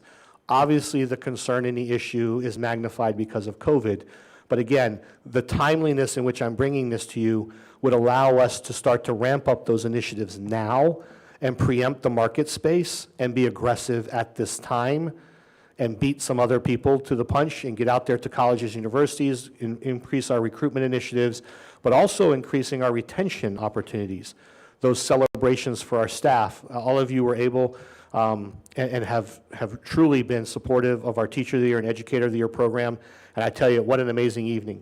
And I was quick to point out that these people were absolutely stellar. You couldn't help but get goosebumps watching the videos, but they are reflective of what's happening in every single school in our community. And so, yes, these are special individuals. They absolutely deserve to be highlighted. But we have others. And we have to retain those people. We don't want to lose them. And again, there'll be a lot of marketing strategies and things that will be shared with you. So I wanted to provide you with at least context as to why the ask is being brought to you. One, again, brings resolution to an ongoing topic. The second one is an opportunity for us moving forward. So I appreciate your time this morning, and I'm ready to address or any questions to the extent that I can. Ms. Miller. I'm just looking at reviewing the salaries that you have, the current salary, that includes benefits, right? It does. Okay, because it was a little higher than I expected. Yes, ma'am. It does include benefits. Okay. Ms. Fortney and Ms. Wyatt. The Director of Recruitment and Retention, is that who manages our district teacher mentors? Yes. Ms. Solano would be directly involved in that as well, continue to be involved in that. But that's who manages the direct? That department currently supports that, yes, ma'am. Okay, and that's for all? All new hires, Right, at all our schools? 1,200 individuals. Right, I just wanted to point that out. Yes, ma'am. Ms. Wyatt. Thank you. And you and I talked not so briefly yesterday because I have several concerns about having 2 principals at one campus. And we talked before I got a call today from one of those that would be upgraded to a principal at their school that was very concerned about being a second principal on a campus. That I would love to explore looking at making those either director positions or creating a new level for those second principals, because I think especially for the students and stakeholders, having 2 people in charge isn't ever clean. when we had originally looked at Bartow, part of not re-putting a principal at Bartow during the pandemic was how can we fix this so that it's not as messy as it is? So I don't know that putting an extra principal at all of these schools is going to help the problem. Yes, ma'am. More so it may just create more. So But if I'd I'm- love to hear from my colleagues about at least exploring other options. Yes, ma'am. Ms. Fields? I had the same question that Ms. Wyatt had.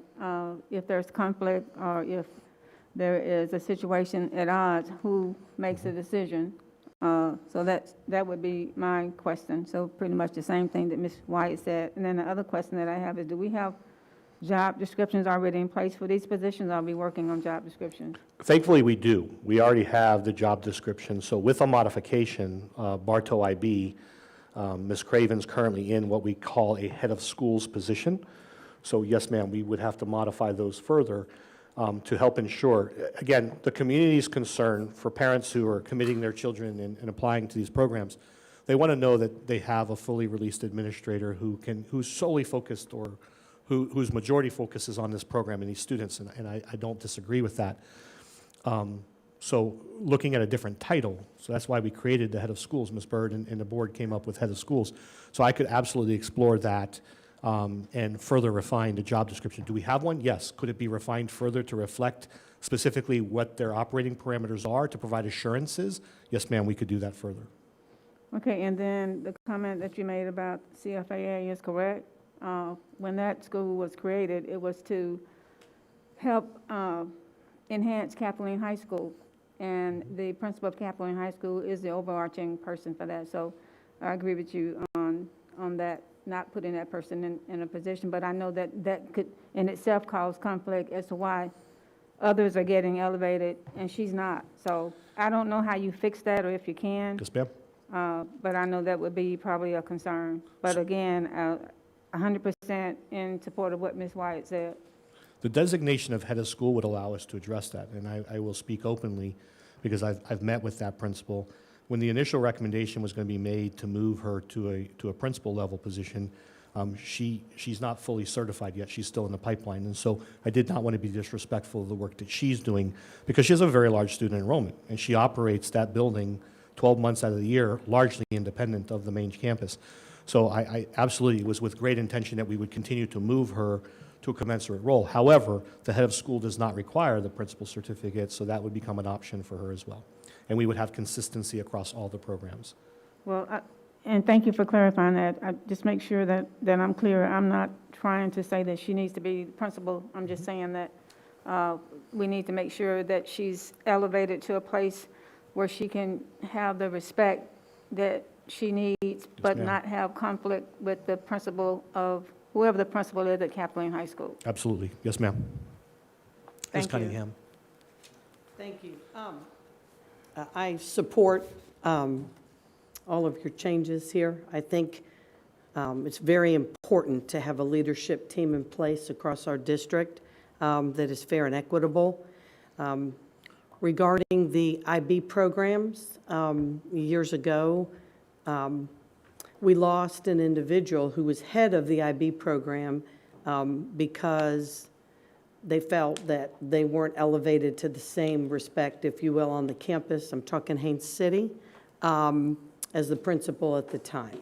So I would just ask, I think the issue was how the individual was being paid appropriately, and on and on. So I just feel like if you change the title to something other than principal, I'm fine with it. What I really heard from extensive conversations a few years back was make it equitable, because I'm dealing with just as much responsibility and just as many kids, just in a different format, and yet I don't have the same pay as others in the county with different titles. So I'm really glad we're bringing this up and we're going to address it. A title to me means nothing. It's the work that you do. And of course, to the individuals, the compensation that they receive that is equitable. So I would just ask that you keep that in mind as you make a final decision I was fine with the way it was written here, but if you need to revise it, I'm okay. I just want to make sure that the individual who's over IB is equitable to whom the principal is or anyone else on the campus who's in charge. I just think I need to say that because I had many, many conversations trying to figure that out across the system. And finally, the individual left that position because we couldn't get it taken care of. So going forward, people need to know if I apply for X job, I'm over this amount of students in this types of programs. Here's what it's going to look like title-wise, and more importantly, how they're being financially compensated and evaluated, and so forth. So thank you. Yes, ma'am. Ms. Miller? I think that's a great point to make, especially when the area adult schools are moving into the technical schools where they're all directors, I think. I think we just need to be clear on who's the chain of command in those areas. I do appreciate finally making those changes for the people who are working in these programs that have students that rival the same at some of our schools. On the other side of this topic, and I know you're working on this, I just would like, the programs we have with multiple administrators that may not need multiple administrators, how are we just going to slowly introduce that and offer different positions to those people? Yes, ma'am. So there's two ways to address that. Number one, the efficiency audit. So emails have gone out to 2 companies to ask them to submit proposals to do our finance and our efficiency audit. It's important for us to do that. Additionally, through natural attrition, so as retirements occur, we are reevaluating all of our job duties and responsibilities at this current time, and so there may be a decision, to your point, to consolidate those roles because they're not really needed. We were successful in doing that for the first 2 months of my initial transition, so we were able to eliminate some redundancies, but also provide enhancements to those who have picked up those additional duties and responsibilities. So I'm excited about that opportunity and returning those dollars back to the budget so they can be utilized back at the school level where they should be. So I think there's 2 ways that will be addressed. Number one, through natural attrition, reassignment, and the other is through recommendations that may come from the efficiency audit about how we might be able to manage it differently. Thank you. Yes, ma'am. Dr. Allen. Sure, I appreciate your work on this. This is something that's been a continual conversation, so to see some action on that's great. I did want to advocate or maybe hear your perspective on Harrison and what your look on that was, because I think there's an opportunity as well, just because Harrison is so unique and the amount of events and so forth that they're servicing at that institution. So would love for you to consider the structure of the way the AP is at Harrison to the benefit, and I think Principal Levine could speak to that a bit, but I'm not sure if you had that in your frame or in your planning in regards to this. So to review, the AP position was not. I can absolutely include that moving forward. I will say that both Harrison and Summerlin were left out of this because they currently have the principal designation. Although, albeit they largely do, of all of them, they operate the most autonomously, as does CFAA, from the main campus. And so there's a stronger argument for potentially a principal role there. However, I believe at this time it would be disingenuous to remove that title and lower a position. So I think as time goes by, if the issue presents itself, it's a conversation to happen in real time to address. But right now, if it's a concern with the AP designation, I'd be more than happy to sit down, Mr. Warren, and review their staffing allocation to make sure it's commensurate. Okay, thank you. Thank you. So I will bring some revision options back to the board in February for you to consider, and we'll take direction there. At that time, I will also have the job descriptions, so you can see, much to Ms. Wyatt's point and to Ms. Cunningham's point, how operationally they have that autonomy within the JD to ensure that they can operate in their program successfully. However, they are still part of a larger campus, and they still are a partner in that team there. So it would eliminate some of the concerns I think Ms. Wyatt expressed as far as who do I take direction from. But the staff within a program would be staff assigned to head of school, but still, there are often times where those cross over because a teacher may teach multiple sections for students within program and students outside the program, so that has to be delineated as to roles and responsibilities, I agree. Ms. Wyatt. Thank you. That was part of what I was going to ask, but additionally, just kind of dovetailing off what Ms. Cunningham was saying, can we get a list list of the number of students for each of those programs versus what total capacity for the high school is? Yes, ma'am. I will resend those to you. It's been probably since July. I think I initially started the summary and showed you how many students were in each program, but I will update those numbers because some of these programs were not included in there. So I'd like to give you the full analysis, but I will get that to you before the end of the week. Thank you. Because my concern would be that if we have a principal that's over just IB at one of our schools with 500 or 600 kids, what's the incentive to become a principal at a high school with 2,500 kids when you could just have Understood. 600 that you're over? So if we could see those numbers, that would be Yes, helpful. ma'am. Thank you. Absolutely. Ms. Fortney? Having taught at the Bartow IB School with a principal title with Dr. Ed Vedder, and then moving forward with who's in place now as the head of school, to my knowledge, there was never any conflict over it. The whole school operated, I would imagine it would depend on the personalities and relationships, but there was never a question of authority. You just did what was best for kids. And I just want to put that out there. It was never an issue that I was aware of, having been a teacher there and now as a board member representing Bartow High. They always seem to work very well together. I just want to put that out there. Yes, ma'am. Ms. Fields?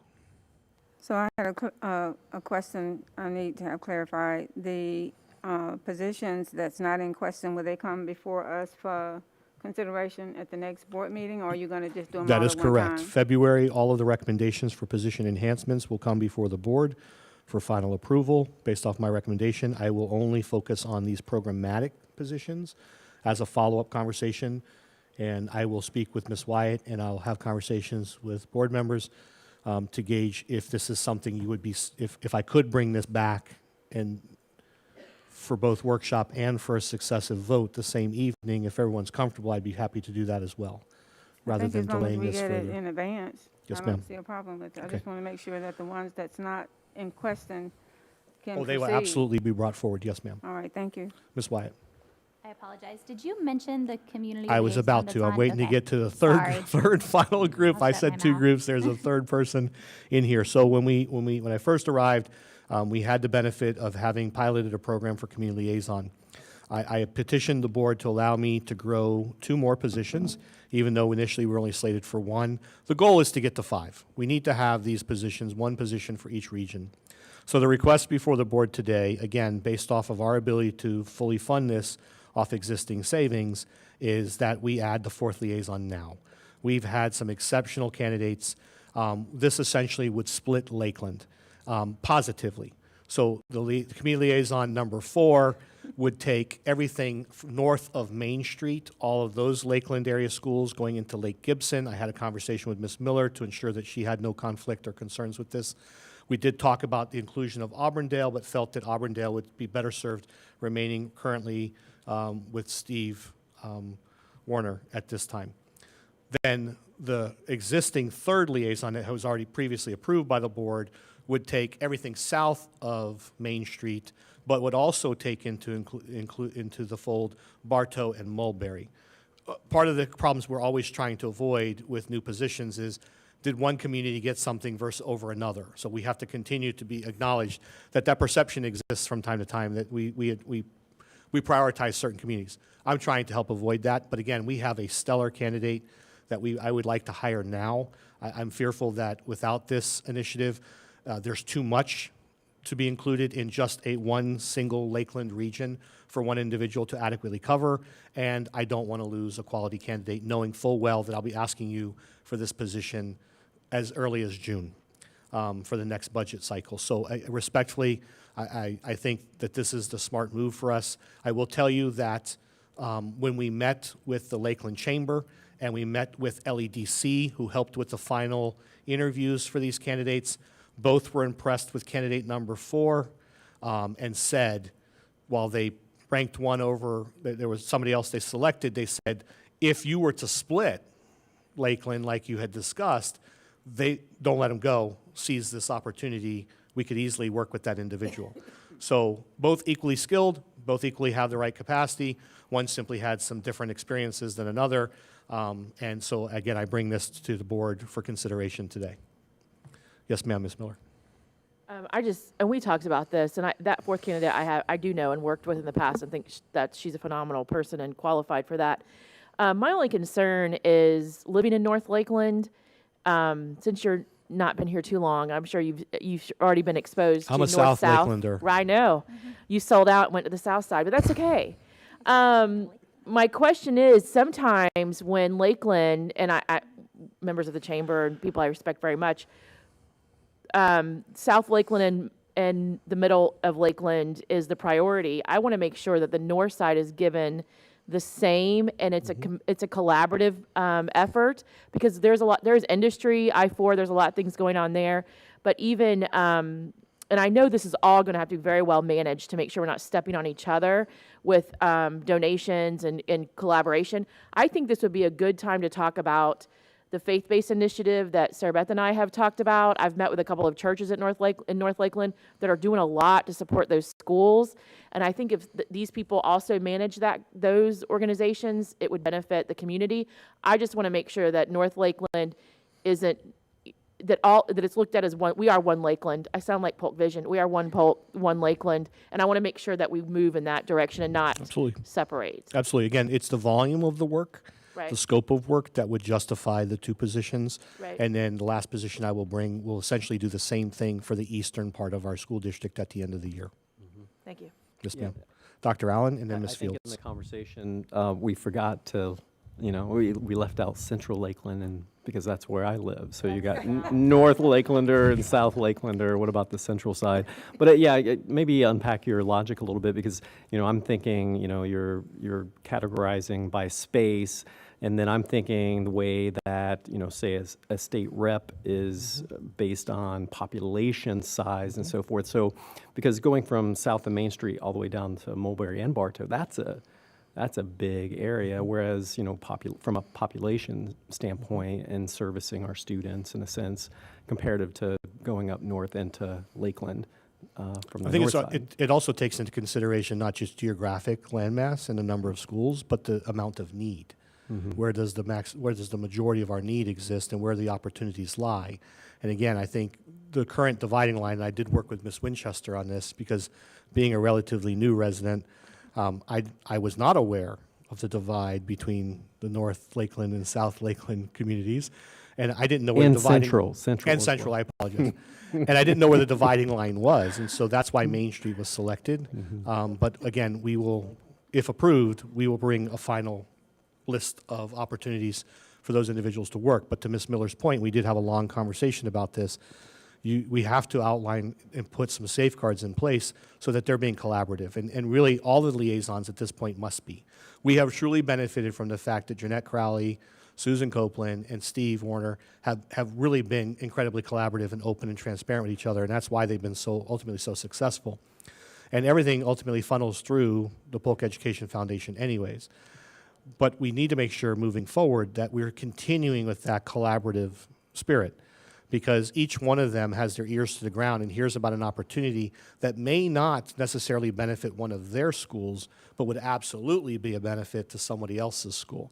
And I think that's where the power of this comes, is how do we magnify that ear to the ground and seize those opportunities that otherwise are largely going dismissed or unrecognized. And I will say that Lakeland was incredibly enthusiastic about this idea, as in particular LEDC was, because they see it as a great opportunity to connect businesses to our schools. Good. Ms. Miller, and then Ms. Fortney. Sorry, Mr. Allen just brought something up. Mulberry and Bartow, Mulberry especially has a lot of need. When you are looking at that, I would almost, instead of Main Street being the cutoff, because McKeel is such a stronghold in that middle, we don't have a lot of, and this is a learning community, so we'll be supporting all of our schools. But some of the neighborhood schools through Central Lakeland, we may look at if we need to add to that north side, because when I think of the need going down into Mulberry and Bartow, that could almost be a completely different person. Certainly. Like I said, we'll balance. We use Main Street because it's my understanding that's traditionally considered the breaking point. But we'll balance the two regions. Yes, ma'am. Ms. Fortney. Well, since you let Ms. Miller talk first, she took some of my points. since that is my district, I kind of almost see it like our districts in general. Like William is District 1, then all the way to, District 7 eventually is, so that we would be able to benefit, because right now we're talking about 4, right, total. Yes, ma'am. So- And there, with a 5th to come. And then the northeast section, that whole area is like, that's a heavy lift up there. It's so populated. Yes, ma'am. I agree. Ms. Fields, did you still have your hand? I did. I live on the north side, by the way, and I don't really see a divide. I just see that some people prefer to stay on the north and some on the south. Now that we have 4 people that's going to be a part of the community, and then adding a 5th, we're actually establishing a new division, a new department. So my question to you is, who will oversee those positions? And how will the adjustments be made if it is discovered that there's not enough work for one position and it needs to be shifted over? I hope I'm making sense. Absolutely. So workload is absolutely something we will continue to focus on, because if we don't have enough work or opportunity in one region, we fully expect the liaison to shift and provide assistance elsewhere where the need is demonstrated. Presently, the positions will report to Mr. Green, as they currently and presently do. He's done a very good job working with Mr. Warner and others to ensure the alignment's there. At the end of the year, as I shared with you at the beginning of the school year when I asked for the 3 positions, I spoke about the need to reorg that department in particular to ensure that we have some better alignment and some continuity with program, and also we have an appropriate leader established. It'd be unfair for me to identify a particular individual at this time because we'll go through the interview and selection process, but that would be the expectation that I have, is that I will bring, along with that 5th request, I will bring a reorg for that department for the school board to review later this school year. Thank you, because it is going to be a new department. Yes, ma'am, it is. Thank you. Ms. Wyatt. Thank you. I live in Winter Haven, in case anyone was wondering. But to Ms. Fortney's point about aligning it to our districts, I know there would be concerns in Winter Haven because Lynn and I's districts split at Cypress Gardens Boulevard.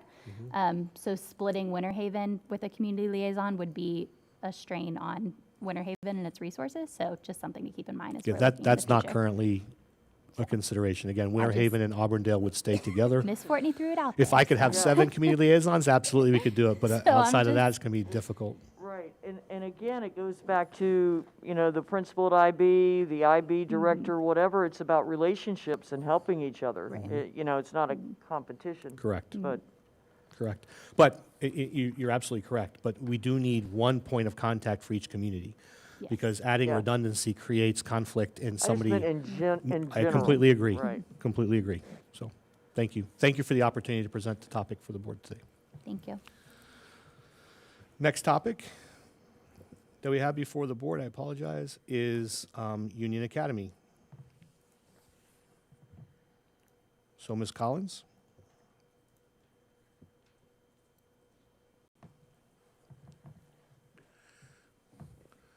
So I was contacted by a stakeholder and had a conversation with Union Academy, the building principal there, about Jordan Jerome Corbett. Mr. Corbett's, my understanding, was not only a school board member, but has been a long-standing coach and a faculty member at that school. When I spoke with the principal about an opportunity to recognize Mr. Corbett, he and his SAC committee had already had a scheduled meeting, unanimously came back to me and said, Mr. Hyde, we would love nothing more than to name our new media center after him. And so they began the process and the recommendation. So, Ms. Collins, it's all yours. Good afternoon, Madam Chair and Board. It's exciting to be in front of you today, especially for this one. I know a lot of times we come and we talk about naming buildings after individuals at schools that have particularly impacted that school. For Mr. Corbett, he has impacted far beyond just the school. I think we all, if you know him, his impact at the school level, the school district level as a former school board member, and just an overall genuine gentleman, and servant leader. So I'm more than ecstatic to bring this forward today for your consideration. Oh, and the other thing I'd like to also point out is the Media Center, how appropriate that is. The Media Center, if you've been to Union Academy, is really in the heart of the school, and that's really symbolic for him being at the heart of the community in our school district. So, Thank you, Ms. Collins. thank you. Ms. Fortney? Well, of course I'm for this.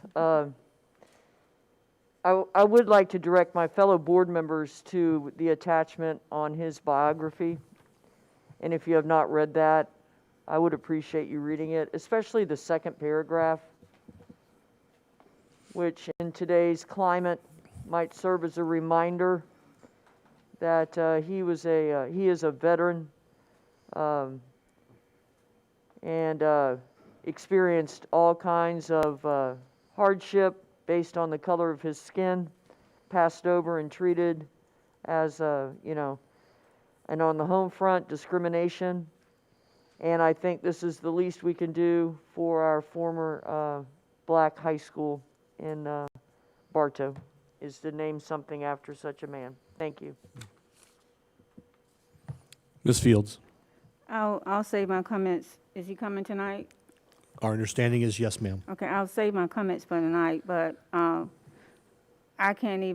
can't even express how pleased I am of this gesture. It's unfortunate that it's not a school, because he is definitely deserving.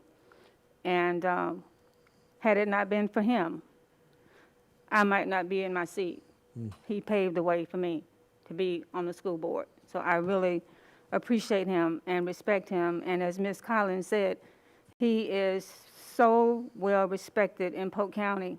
And whenever you see him, he has to say nothing. Just his presence alone says a lot. So I'm very excited and thankful that we're doing this.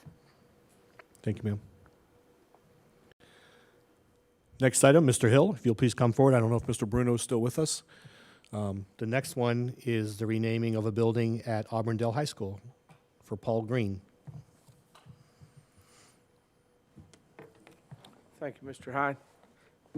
Board members, this is an exciting time for Auburndale.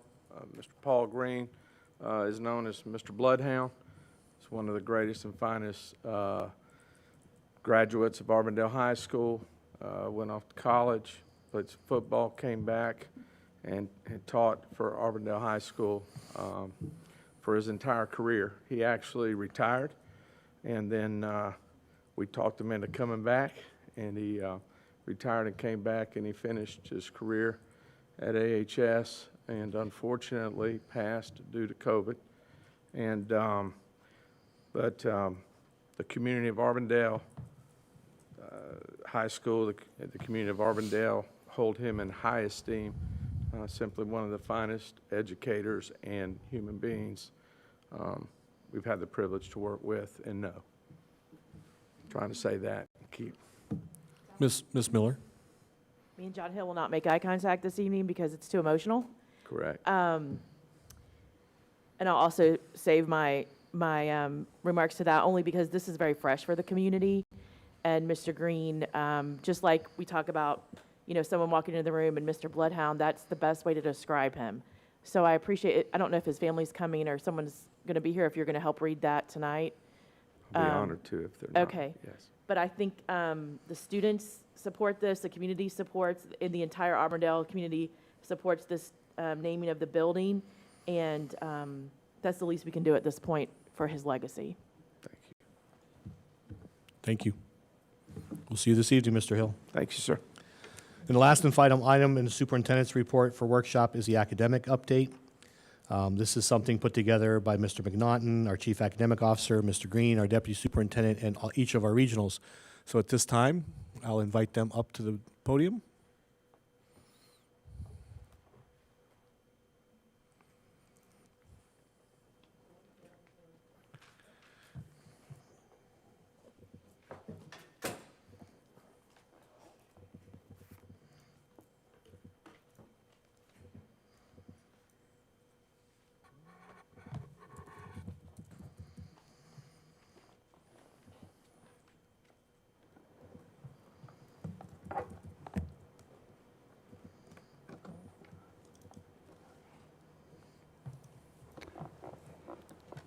Good afternoon, Madam Chair, Honorable School Board, and Superintendent Hyde. We're here today to give an academic update and information about our shared mission to improve student outcomes at all schools.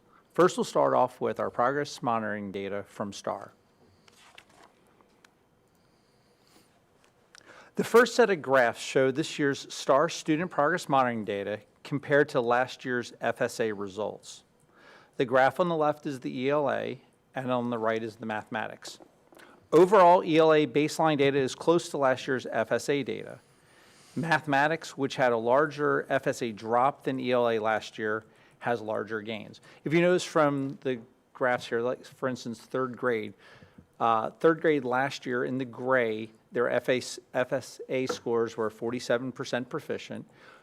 This year, on our first progress monitoring at the beginning of the year, the incoming third graders scored at approximately 48% proficient, so just approximately the same. There is one thing to consider in this data, is that the highest achieving mathematics students are not included in this data set for 7th and 8th grade because they are taking high school mathematics courses, either Algebra 1 honors or Geometry honors. Another way of looking at this is through cohorts. Shown is progress monitoring data by cohorts and how the cohorts previously scored on FSA. So for instance, we'll look at the ELA data for current 4th graders. Is the teal says that 47% of the current 4th graders were proficient, are going to be proficient on ELA. Last year's 3rd graders, there was also 47% proficient from the FSA. Now, due to summer learning loss, in most years, the first progress monitoring data is less than the previous year's FSA data. Again, our highest achieving mathematics students are not included in the grade 7 or 8 mathematics data sets. Our winter progress monitoring window is still open until the end of January. We will provide that data when available. Now, from this baseline data, we'll give an overview of the initiatives that center around the Superintendent Hyde's priorities to improve student outcomes. Madam Chair, board members, Mr. Hyde, good afternoon. Prior to the start of the school year, Mr. Hyde discussed how we could provide teachers with more opportunities to plan together. As you know, having adequate time for planning has always been a concern for teachers. The goal would be to increase time for them so that they would be able to collaborate and to walk away from planning with a product that they can infuse in their lessons with their students. Mr. Hyde was able to find a funding source to compensate teachers for additional planning time. In consultation with Mrs. Yoakum, PEA, and her team, a memorandum of understanding, an MOU, was signed, drafted, and approved. Eastside Elementary and Denison Middle School are just two of the many schools that are really benefiting from the outstanding collaboration amongst the faculty, the staff, and the administration, and that's occurring daily during this additional planning time. Once we acknowledged that schools were granted additional planning time, we then began the process of developing PLC frameworks, which would be guiding teachers and their staff in this work of planning grade-level, standards-based tasks for their students during planning time. The framework, Professional Learning Communities, is better known as PLCs. So when I say that, that's what it is. PLCs are designed to bring faculty and staff together, generally in curriculum areas. This allows them to learn the best research strategies and tools available to hone in their craft. Here, we have found that teachers are able to take the time to look at student work and to have dialogue as to what are the trends that they're seeing and how best to develop methods and strategies to address them.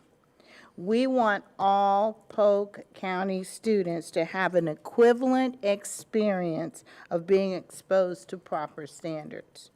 From planning, teachers should produce a product, and from professional learning communities should come the learning.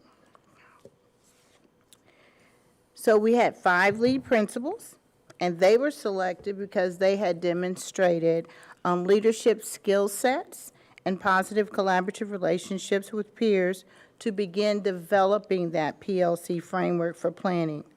Our administrators brought clarity and uniformity to the process. We ensured that they remained focused on improving student outcomes, and this was used to guide teachers and staff in this valuable work.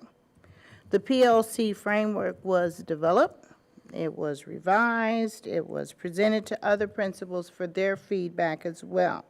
Throughout this process, teachers and administrators have shared that one of the things they've enjoyed most about the framework tool is its flexibility to afford them the opportunities to circle back to areas where they feel they need to spend more attention. What's most impressive is that we've designed a document by Polk County Public Schools for Polk County Public Schools.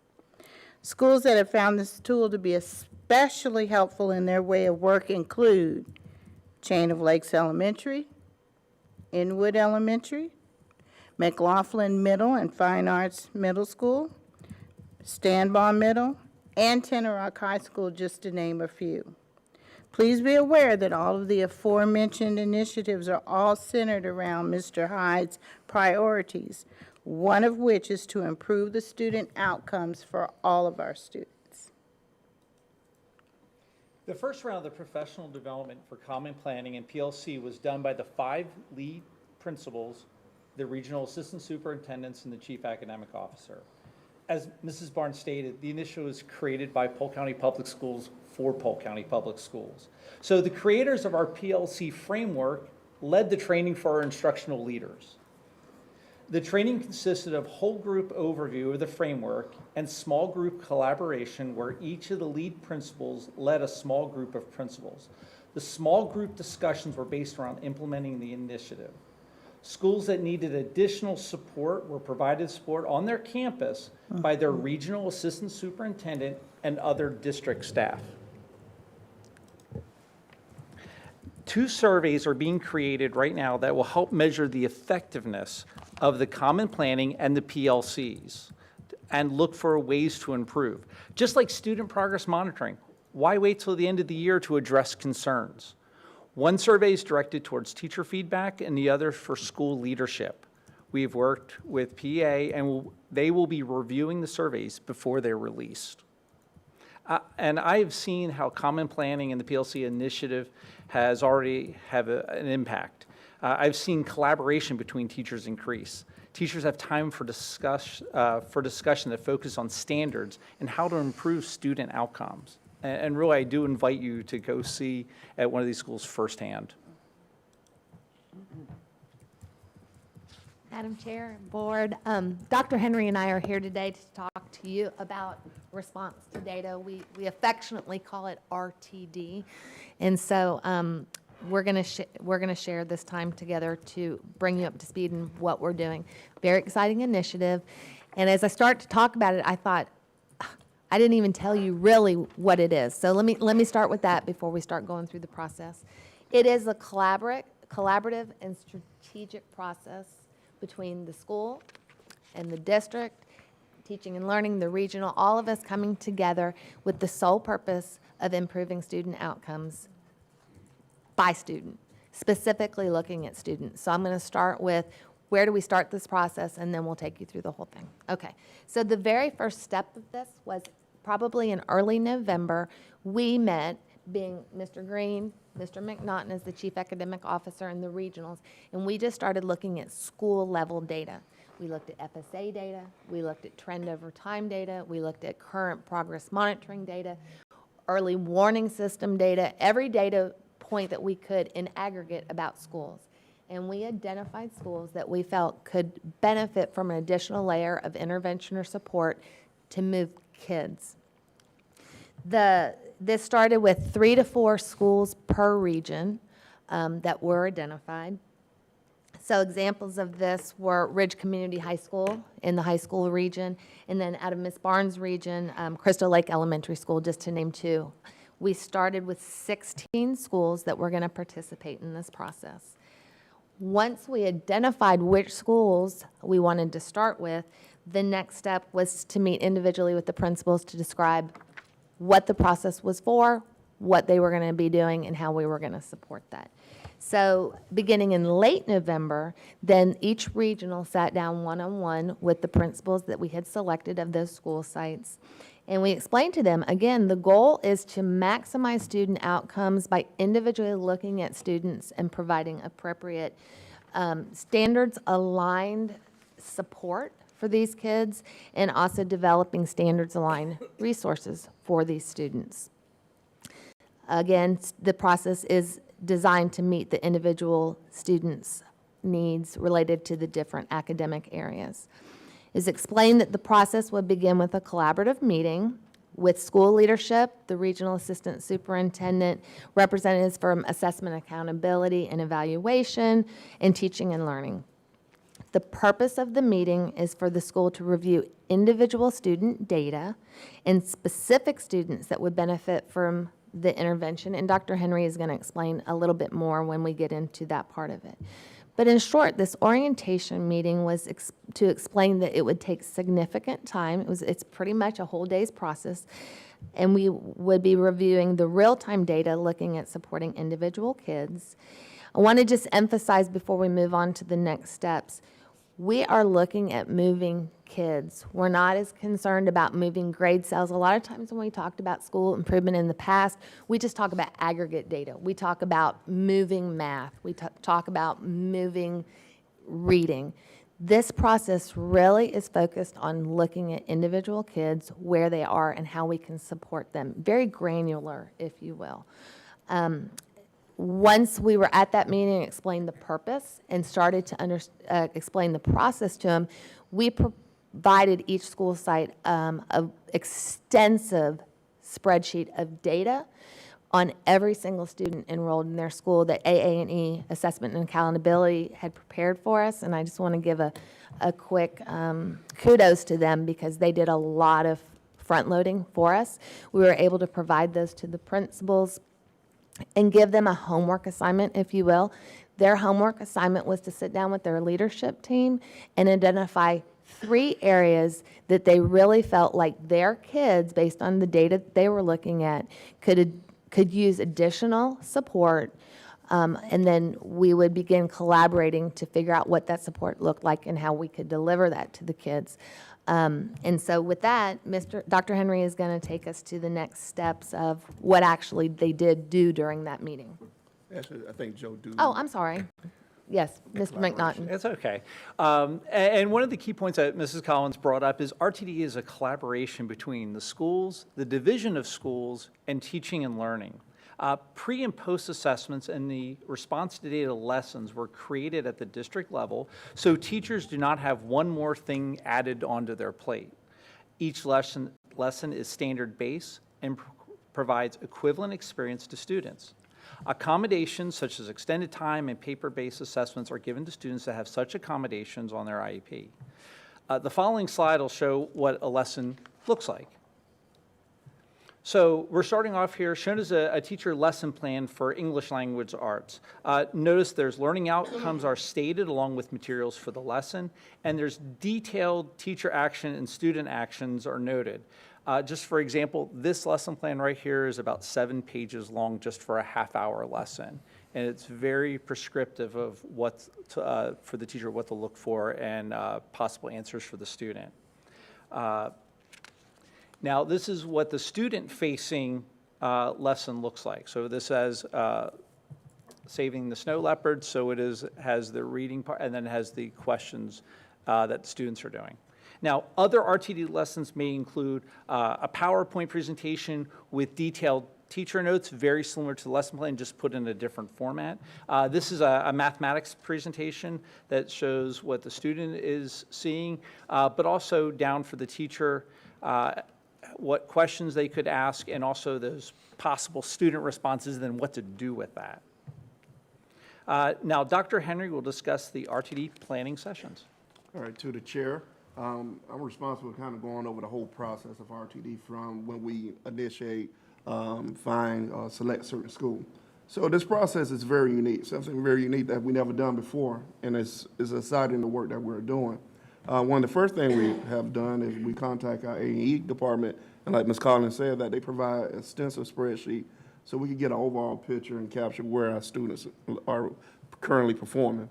And the great part about this, we really try to capture and get everyone at the table that have a direct impact on these kids. So you have the principal, the assistant principal, you have the reading coach, you have your district coaches, you have your LEA, you have your guidance counselor. Anyone that have a possibility of touching that kid, we will try to have them at that table. So when we started having these discussions, we could have the right people at the table to help us make the right decision. Because at the end of the day, like everyone keep telling you, it's about the student outcome. And we really want to make sure that we are moving student, not necessarily sales. And so this process has been highlighted at some of our school, Caldwell, Dixieland, Kathleen Boone are some of the schools in particular that went through the process and enjoyed the conversation. The process lasts a good few hours, depending on if you're elementary or high school or middle school. But again, having everyone at the table to have conversation about what's best for the kids and try to make sure we find the right kids that could use this additional support is great. And again, creating an environment for success for our students. So once we go through this meeting, we start the implementation piece of RTD. The implementation piece of RTD started out with a pre-assessment because we want to touch base and find out where our learners are at currently. That consists of 10 questions just so we can get a baseline. And once we get that baseline, Mr. Monatin just gave you an example of certain lessons. We go through those lessons roughly about 7 lessons because we want to do it over a 4-week period.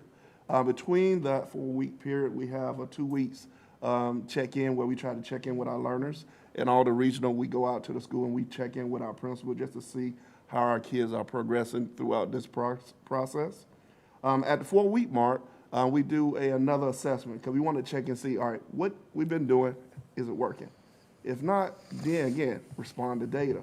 If we need to go a different direction, we will. But that go after we look at that, the 4-week mark, looking at that data. The RTD session lasts anywhere up to 30 minutes, up to twice a week. Just working with a lot of our schools, the kids are excited. A lot of our schools are working with our business partners to help out with incentives. So one school in particular, I know Lena Vista, they have figured out a different way to get kids to come and be excited about the work. And so the kids feel like it's almost like a club, so they are excited about doing it.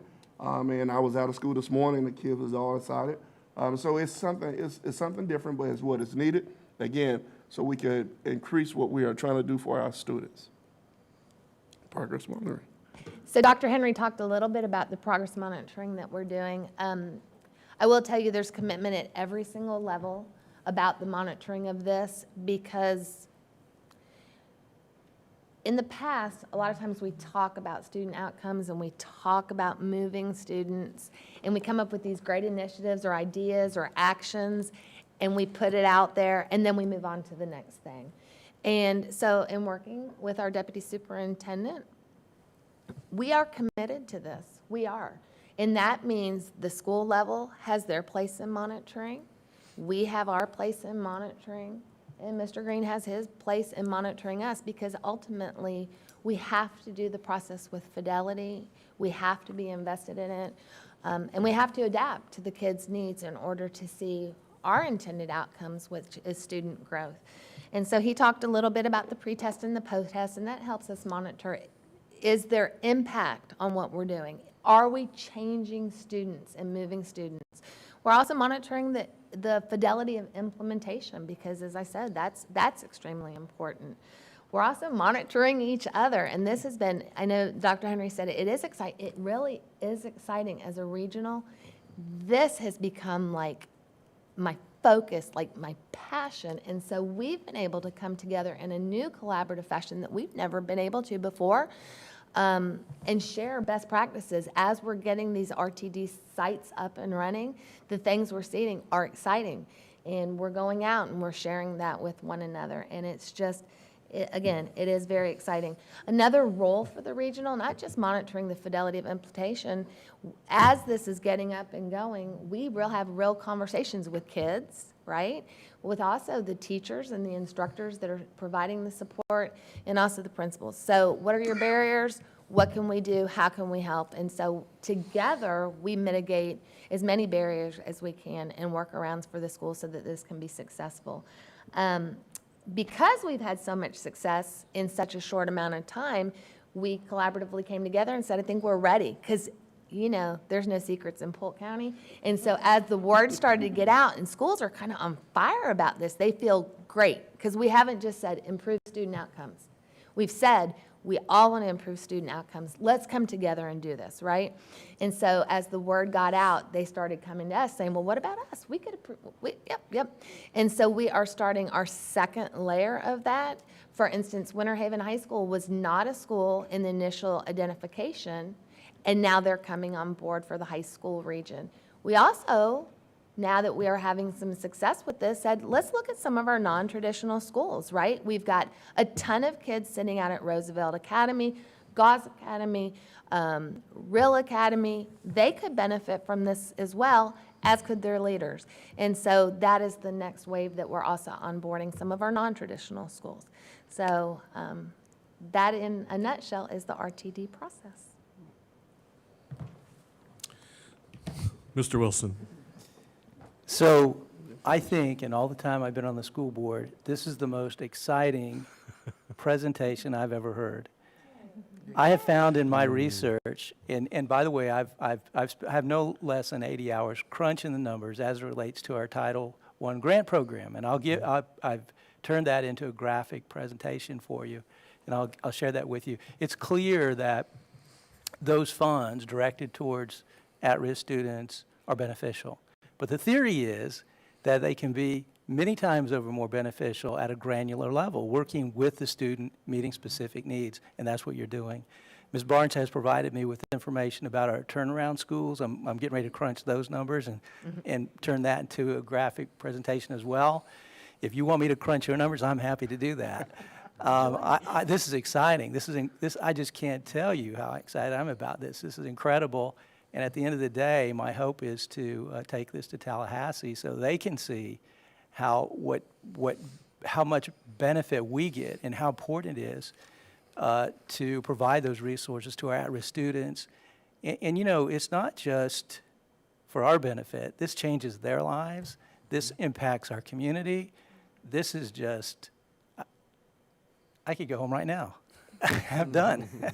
This is incredible. Thank you for this. Thank you, sir. And I'm serious about crunching the numbers for you when you're ready to do that. Thank you, sir. They mentioned the tracking and accountability, so kudos to the team. And we have some phenomenal individuals in IT, and I'm going to keep singing Jason's praises, Jason Carroll, who not only put together our COVID dashboard and every other tracking mechanism we have, but based off the direction of our deputy superintendent and the regionals and others, and Mr. McNaughton, who worked very closely with Mr. Green, they developed the tracking mechanism. So all of our administrators will have the ability to track and monitor. And what wasn't necessarily shared here was as they visit classrooms, they're looking for evidence. So they have the ability to take a picture of something and it automatically links to it. They get access to CPOMs. They get access to things. This is not a gotcha on the instructional side. It's an opportunity for us because as we see consistent deficiencies within the instruction, so let's assume a student's going to be assessed. I'll give you what I think is the best example I can come up with on the fly here. Teaching students mathematics, simple addition, subtraction, multiplication, division, isolated skills. They're not assessed that way. They're assessed in their ability to use those skill set, those basic skill sets, and an understanding of algebra to solve complex problems. And yet, if we walk into classrooms and we never see students engaging in that level of instruction or in that level of problem solving, how can we expect them to perform and excel on an assessment? So this is not about teacher practice, and I was glad that we were able to accentuate that. This is an opportunity. Where do we see consistent gaps so that we can help through the PLC process and through planning time to ensure that we're consistently delivering the most important standards that students will be assessed on, and again, at the level of rigor in which they will be assessed. Those are two very important critical issues, and kudos to the team because they have built a culture of excitement around this. This is not just one of those things that will come and go. This is There's a high level of intentionality behind this. There's no gotcha in this. Everything about this revolves around coaching and development of skills and talent. And I was excited to be able to join the team to see the final rollout as it continues to be tweaked, because you will be able to see the school improvement plan also in there. So when we see what the school's focusing on, is that what they said initially they're going to focus on? So there's an opportunity for us to further enhance the way we analyze data and come up with meaningful, intentional ways to address issues within our campuses. So that alignment is really important. But I love the fact that they actually gave me a password and login. I can see, which Mr. Green knows my passion around this area, I can check and call him as I'm driving into work on a Monday morning and say, what the heck is going on at school XYZ? They haven't uploaded a walkthrough in 2 weeks. What's going on there? Well, the administrator is absent. I mean, there could be some very justifiable reasons behind it, but then there's also the opportunity. If that administrator, again, no deficiency on the administrative side, I want you to focus what I'm about to say. If that administrator is getting hindered and caught up in the minutia of operating their school on a daily basis, and by default never gets out into classrooms to observe instruction, we have to help that person get out of that and get free of that. That's a coaching opportunity. So there's so much potential in this, and I'm absolutely thrilled, again, at the level of enthusiasm that you can't help but get excited. Good to hear that, sir, about the opportunities in front of us, because this isn't just one more thing for people to do. This is intentional, it's accountability, and it's an opportunity for us to further and impact the outcomes. And when Mr. Green first transitioned, he had asked me, can you give me a list of your priorities? And I think I gave him 2 pages of priorities that needed to be accomplished. And he's been working steadily at those, and this is one of those. So thank you to the team for your presentation today. I know Ms. Fortney's had her hand up. I'm sure others have comments or questions, but I wanted to add in, I'm thrilled to see you all excited about the work. And so thank you for your presentation today. Ms. Fortney. I love how it focuses on what the child is doing, and not so much, like you said, a gotcha.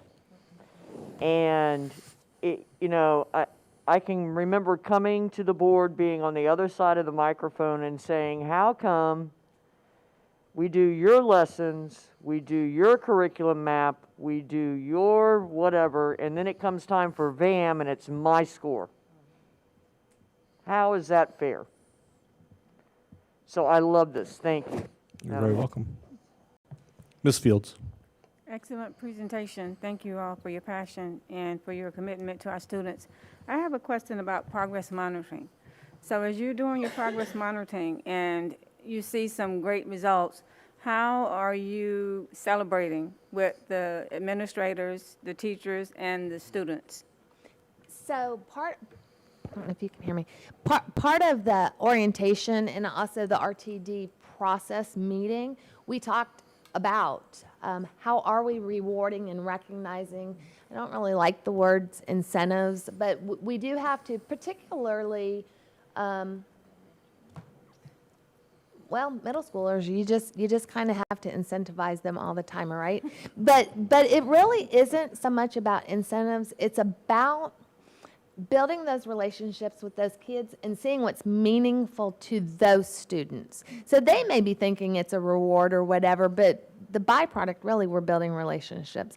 And so I know that, like, for instance, one of my schools, Boone, what was important to those kids is that their participation, not even their movement, but their participation in genuinely being involved with it. They just wanted a dress down day where they didn't have to. Okay, great, that's free. I know some of the other regionals, talkies. I don't even know what talkies are, but apparently that was important. Some of them, it's stickers. But I was out Friday at one, and then this morning I spent at another school, and I can tell you what's driving the kids now after even just 2.5 weeks. It's that one-on-one connection, because the groups that they're pulling are very small, maybe 5 kids to an adult. And some of these kids have always been kind of just lost in the sea of 20 or 25 kids. And so that relationship they're building, that's starting to intrinsically motivate them. They're excited about that. And then I'll be honest with you, Ms. Fields, I don't know how we're going to celebrate the successes for the administrators in the school. We will, we just haven't come up with what that looks like yet. So, very good point. But, you know, everybody needs affirmation, and everybody, because this is about kids, and we want to make sure that we do it with fidelity, and that we recognize where it's going well. Yes. Maybe when you all are collaborating, you'll be thinking of some incentives, because I don't care how you look at it, everybody likes to be celebrated. And we need to make sure we're doing that. And high school students love snacks. I know that from Kathleen High School. Yes. So, and it doesn't cost a lot, and maybe you can get some sponsors that would help with that. I don't know, I'm just saying. Well, to your point as well, and I know that Ms. Barnes had really brought this up, a lot of times businesses or CAT teams or whatever are saying, how can we help? And a lot of times principals don't know. This is a great initiative for business and community partners to be able to support those incentives and things for kids. So I would say that, I know like Lena Vista, that what they end up doing is reaching out to a lot of their business partners. So for their kids, they have the Pop It. I know, ask me what it is. Anyway, the kids love it. So their business partner went out and brought a bunch. So the kids participate, actively engaged. They know they can get it at the end of the week. And when I go over there, that's one, it's almost like a club. The kids love it. Talking about the relationship piece. It was funny because I was at Disneyland this morning before I came over. And the kids, I guess they're used to seeing me now, so they know when I come on campus what I'm coming for. And so one of the kids, when I walked in, he said, "Oh, you here to see us today, Dr. Henry?" I said, "Yeah." He said, "We want to see how we doing, right?" I said, "Yes, sir." And so they were just really kind of telling me how they were working on the RTD stuff. So I think it's a collaboration of, you know, they know that they're in this special thing, and they are excited about it, and we are making it exciting for the kids. So it's truly is a true relationship between the school, the community, and everyone working together. Thank you. I had Mr. Wilson and then Ms. Miller, and then Ms. Cunningham. You know, the single most important thing is just creating a positive attitude, a positive environment. And we do that by meeting the child where they are, right? Finding out who they are and what motivates them and responding to that, as opposed to saying, "Oh, we know what will motivate you," right? We don't. We don't until we understand that child. So that's what's so, I think, creative about this. Oh, yes, and I wanted to offer this. I know we've had discussions in the past about Mr. Pitts conducting an internal operational audit to help free up funds, and we've talked about an external operational audit to help free up funds. Maybe as we demonstrate that this program is highly successful, we could move some of those funds in that direction. Just a thought. Absolutely. Love to sell it. We can package it and sell it. We'll have Mr. Green's name all over it, but. Ms. Miller, did I get you? No, not yet. I think this is a great opportunity, too, to use the community liaisons to help make those connections for support, not only with monetary things, but also just people to help support these kids. Can you talk a little bit about K1 and 2? We really focus on that 3 through 5 because that's the testing. If we're waiting till 3rd grade, then that's a problem. So can you talk a little bit about K1 and 2, what we're doing to meet those children's needs? I can speak at one of my schools in particular. The RTD is focusing on one group, but one of the good things about the programs that we've been discussing is that we are not stopping any of the other initiatives that are happening at schools. So at Crystal Lake Elementary, for instance, they've got all kinds of push-ins that were already happening with science all the way K-5. And I know you say, well, science isn't a tested area, but we've decided we can't wait. So we've got some things happening in 2nd grade. They've got pullouts in math, push-ins, et cetera, and ELA. So it is designed to not be, this is it, the ticket for the schools. We wanted to emphasize, and so in their plans that they had to submit, anything that they've already been doing, they are to continue to do. And that allows you to utilize more staff as well, and not just concentrate on one particular group who feel like maybe they have all the pressure on them, because we need all schools and all students to be moving in a positive direction and getting the same equivalent experience. I also wanted to share with you, Ms. Miller, that in looking at the students for pullout, a lot of focus wasn't put forth on all students. So ESC students are also involved. They're not labeled in any kind of way, they're just in the process, but they're getting the same experience when it comes to their fidelity checks as if they were in a true testing environment. So if they get additional time on a regular test, they would get additional time in this RTD process, because we don't want it to be a standalone and then we get ready for a bigger assessment and they don't know what's happening there. And ESOL, ELL students are getting that same support as well. And you'll find that not only is it instructionally based, we have a lot of paraeducators helping us through this process as well. And so we have the talent at the school, it's just a matter of applying it properly. So I don't know if I answered your question. Yeah, no, I appreciate that. I've taught kindergarten and fifth grade. I think my concern is with the restrictions placed on retention and what we're doing with K1 and 2, that sometimes those third graders we get are more than a grade level behind. And you can't make up that gap before they test. So just that we're going back to them at the very beginning, I think is important. I'm glad when you see me, you see ESE lady, because you gave us that information. Well, I knew you were going to ask. Yeah, that's my soapbox. No, that's very important as well. And a lot of those students may not even be identified at K1. And we would have to have those, that kind of supports. And this to me is more, I know we have MTSS and we called it all kinds of things. This seems much more relationship building, and that's going to be I think that's the difference we see. Well, and also the focus is the task that are before students. And so there are standards all the way through. And so if we have the appropriate task before students, then they're focusing on those. And so even in the RTD process, we're looking at specific standards. It's not all of them. They're just, so you can hone in your time on those 3 ELA standards or those 2 math standards or that one particular science standard. So I think the task can go all the way down to kindergarten. We just want to make sure that they're getting that equivalent experience and they're seeing it, and they're seeing it on a regular basis. Thank you. You're welcome. Thank you very much. Thank you. Seeing no further questions, Madam Chair, that concludes the superintendent's report for workshop. Thank you. All right, and we will move to I'm sorry, did you want to go over any of the discussion or non-discussion items? No, ma'am, I was just, they're there. We do have staff present. Should there be any questions, I can bring them to the podium, but there are 3 items there for information only. Are there any questions on the information items? Okay. We will review the board agenda for this evening.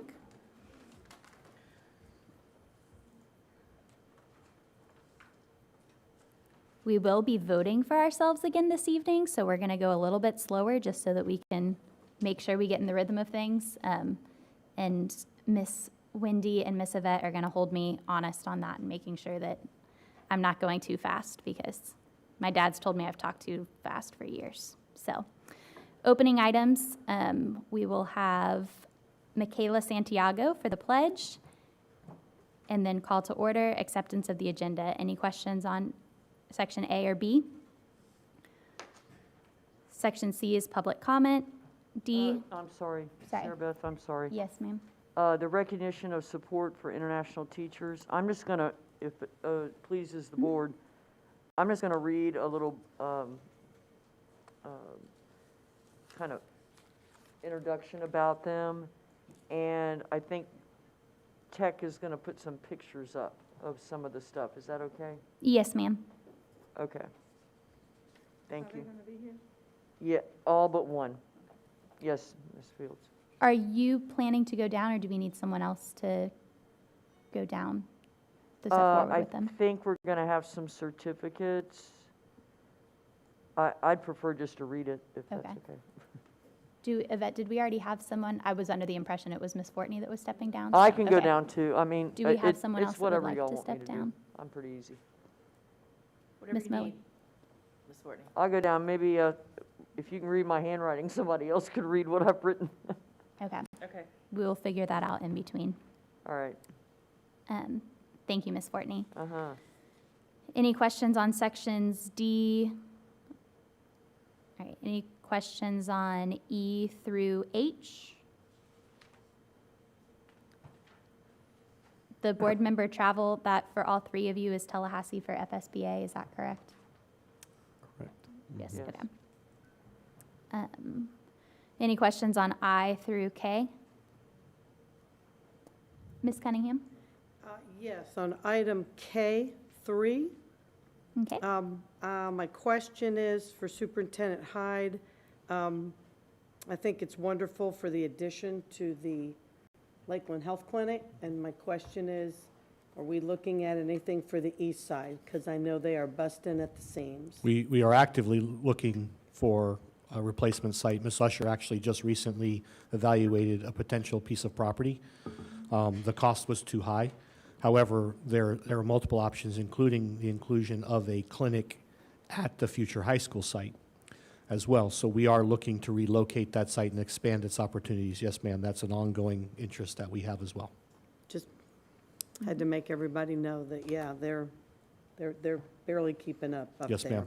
Okay. Can I follow up? That's a great point, Ms. Cunningham. Ms. Fortney?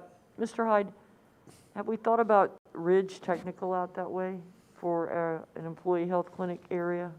I don't know that we've specifically spoken about that location, but I'd be more than happy to have that It conversation seems with like Ms. there's Usher. a lot of, we have, okay. Thank you, Ms. Usher. Thank you. Any other questions on I through K? I'm sorry, I had, Ms. Miller? I'm still in K. On number 9, K9,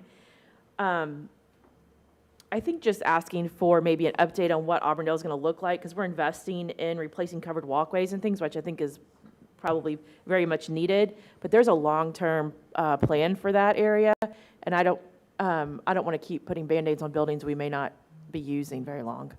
We're talking Do you know about what I mean? Auburndale Auburndale Central. Central? Yes.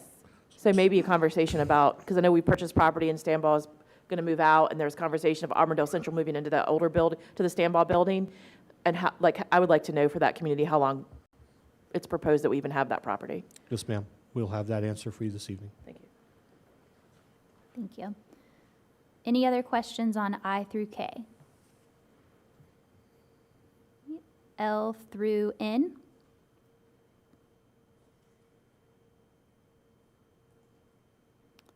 O through P?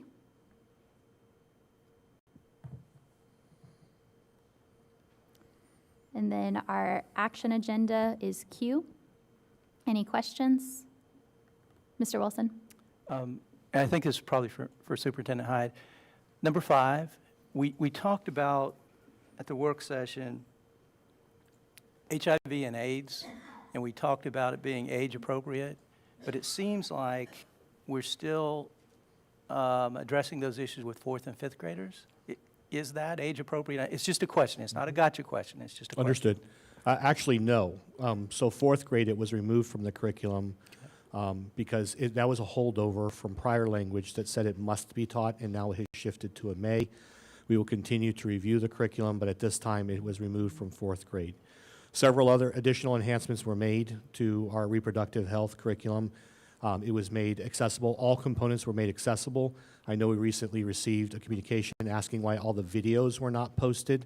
We do not have copyright permission for the variety of those, because those are not published by Polk County Public Schools, and so we have to have permission. So those videos that we are able, I believe there were 6 or 7 in totality in all, those have been posted.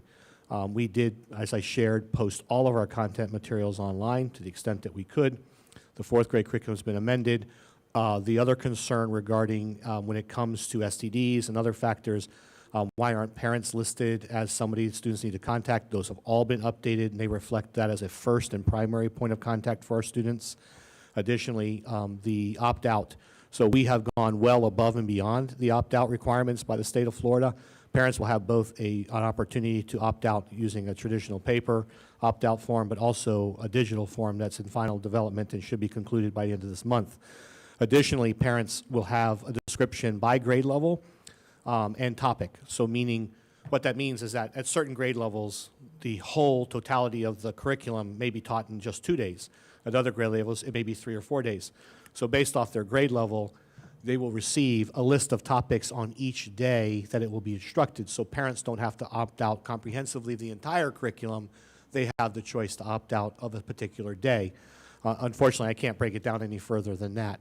Parents will have up to a week's notice, minimally, prior to this being scheduled for their child's class so that they are well informed. Schools will communicate that, the district will communicate that, and they will have the opportunity to opt out, as I shared, or at least know that the content is coming and which topics will be addressed. The goal is for parents who do opt to continue to allow their children to participate, because these are standards that are required to be taught, that parents now can have a conversation when their child comes home. It's really benefit that we were able to post our materials online, because now parents can see what we're talking about, in what context, and they're prepared for the questions and conversations that may take place in their home when a child comes home at the end of the day. So I think it's a good collaborative effort. So I believe we've resolved the vast majority of concerns that were initially brought to our attention. And then starting this summer, there will be a comprehensive review through a standing health committee involving representatives from the health department, our own curriculum specialists, and others that will review all the standards again comprehensively to ensure that all of our curriculum explicitly aligns to what the expectations are to be taught by the state of Florida.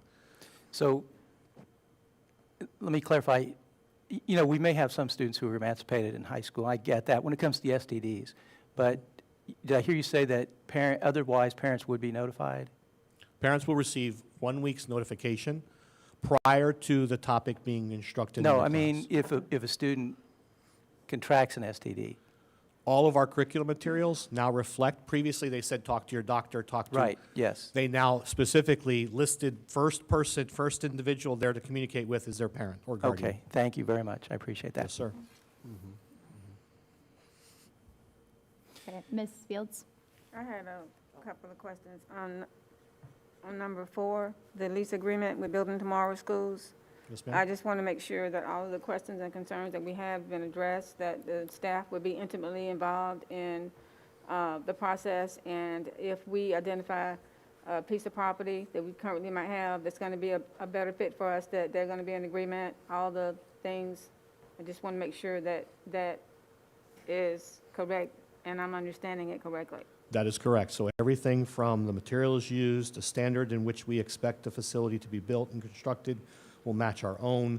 In addition to which, I spoke with Ms. Usher again very recently and reassured her that if the current location that's identified is not conducive or not beneficial to us, should we look at other opportunities, even if it involves land that we own.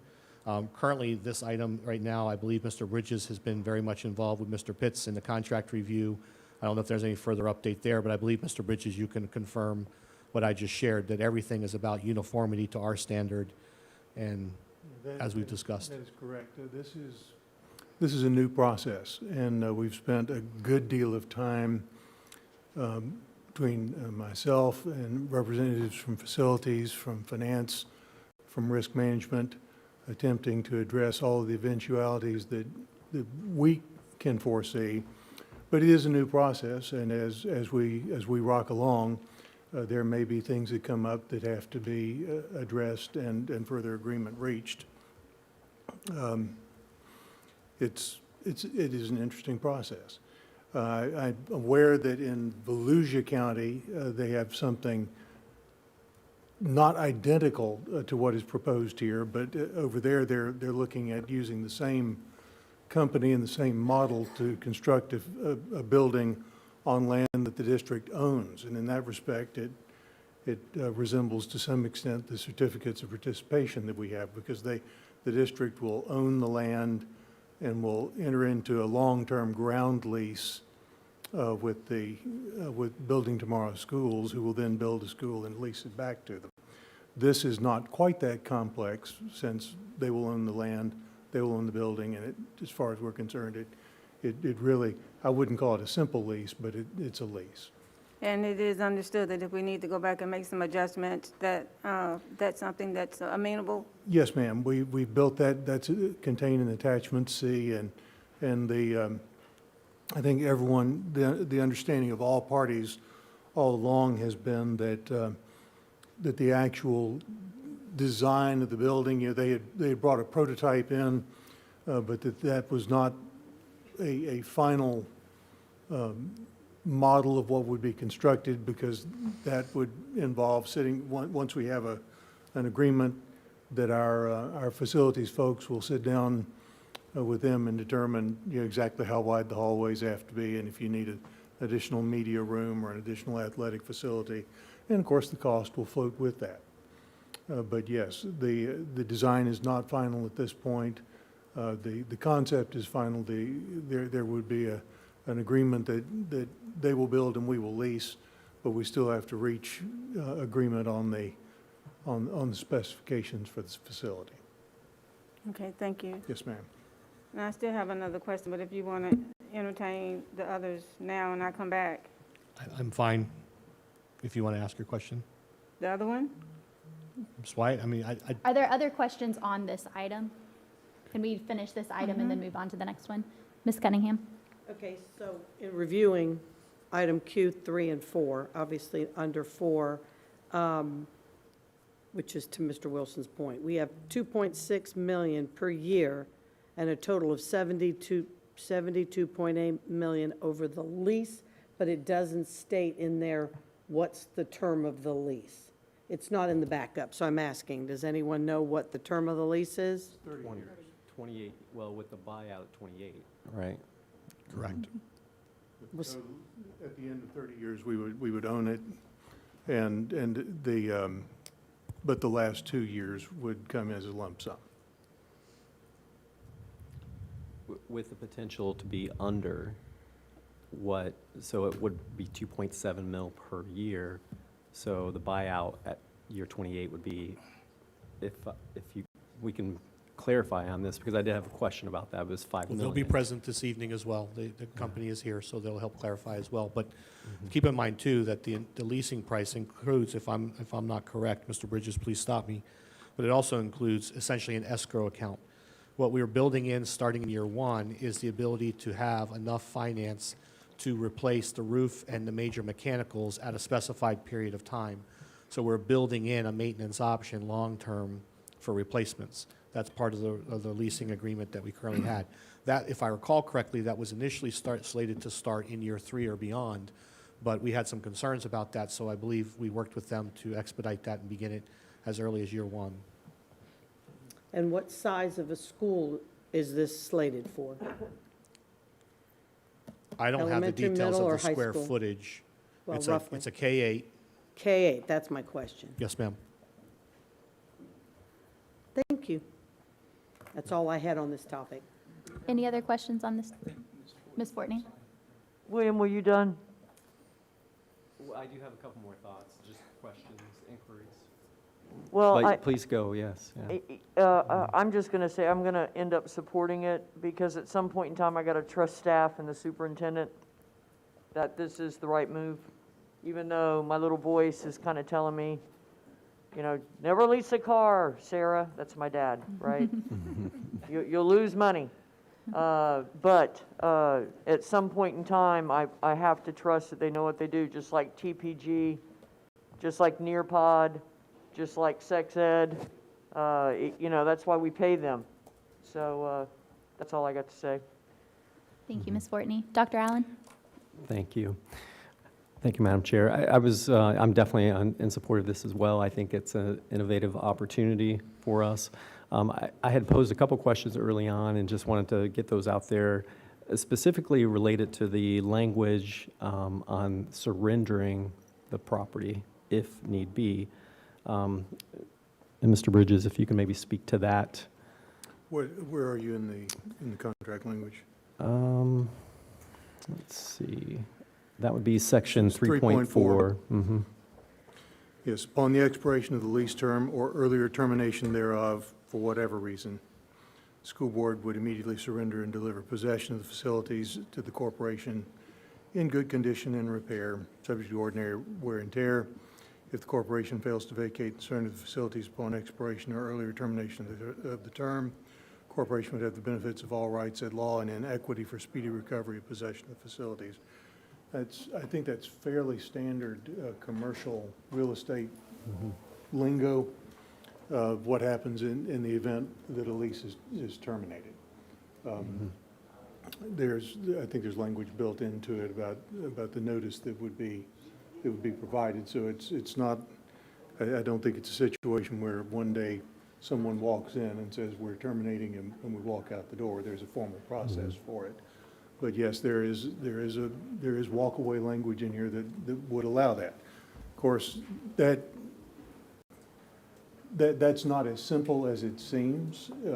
Certainly, if there was a decision to part ways, there's 1,500 students or student stations there that would no longer be available to the district. Of course, it could become a charter school or something else, and there's still 1,500 student stations there.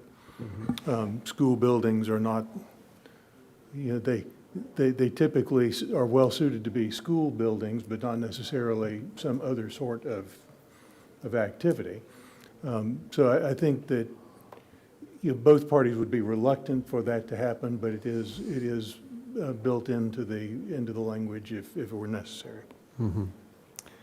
Okay, great, thanks for the clarification. And again, I think the value of the 28-year lease with that, I think the escrow appealed to me in this as well. Seeing it was noted last time as a 4.5 million cap, which that escrow account would be. So just, so then within that discussion, I'm curious maybe if you can unpack the language on the purchase option price as well. And that was, the way that it was defined, it's on page 4.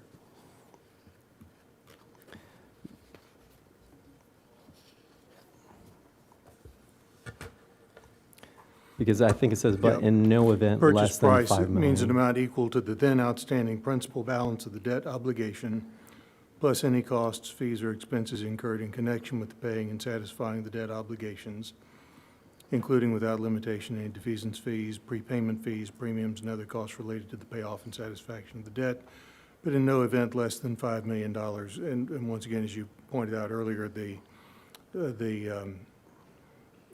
it's designed so that if you wanted to take delivery early,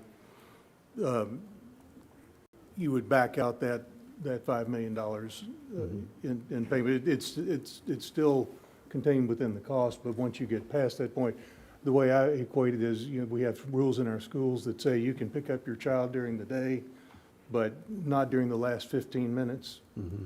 I think that's sort of the analogy, and I don't know, Mr. Pitts might have a money man's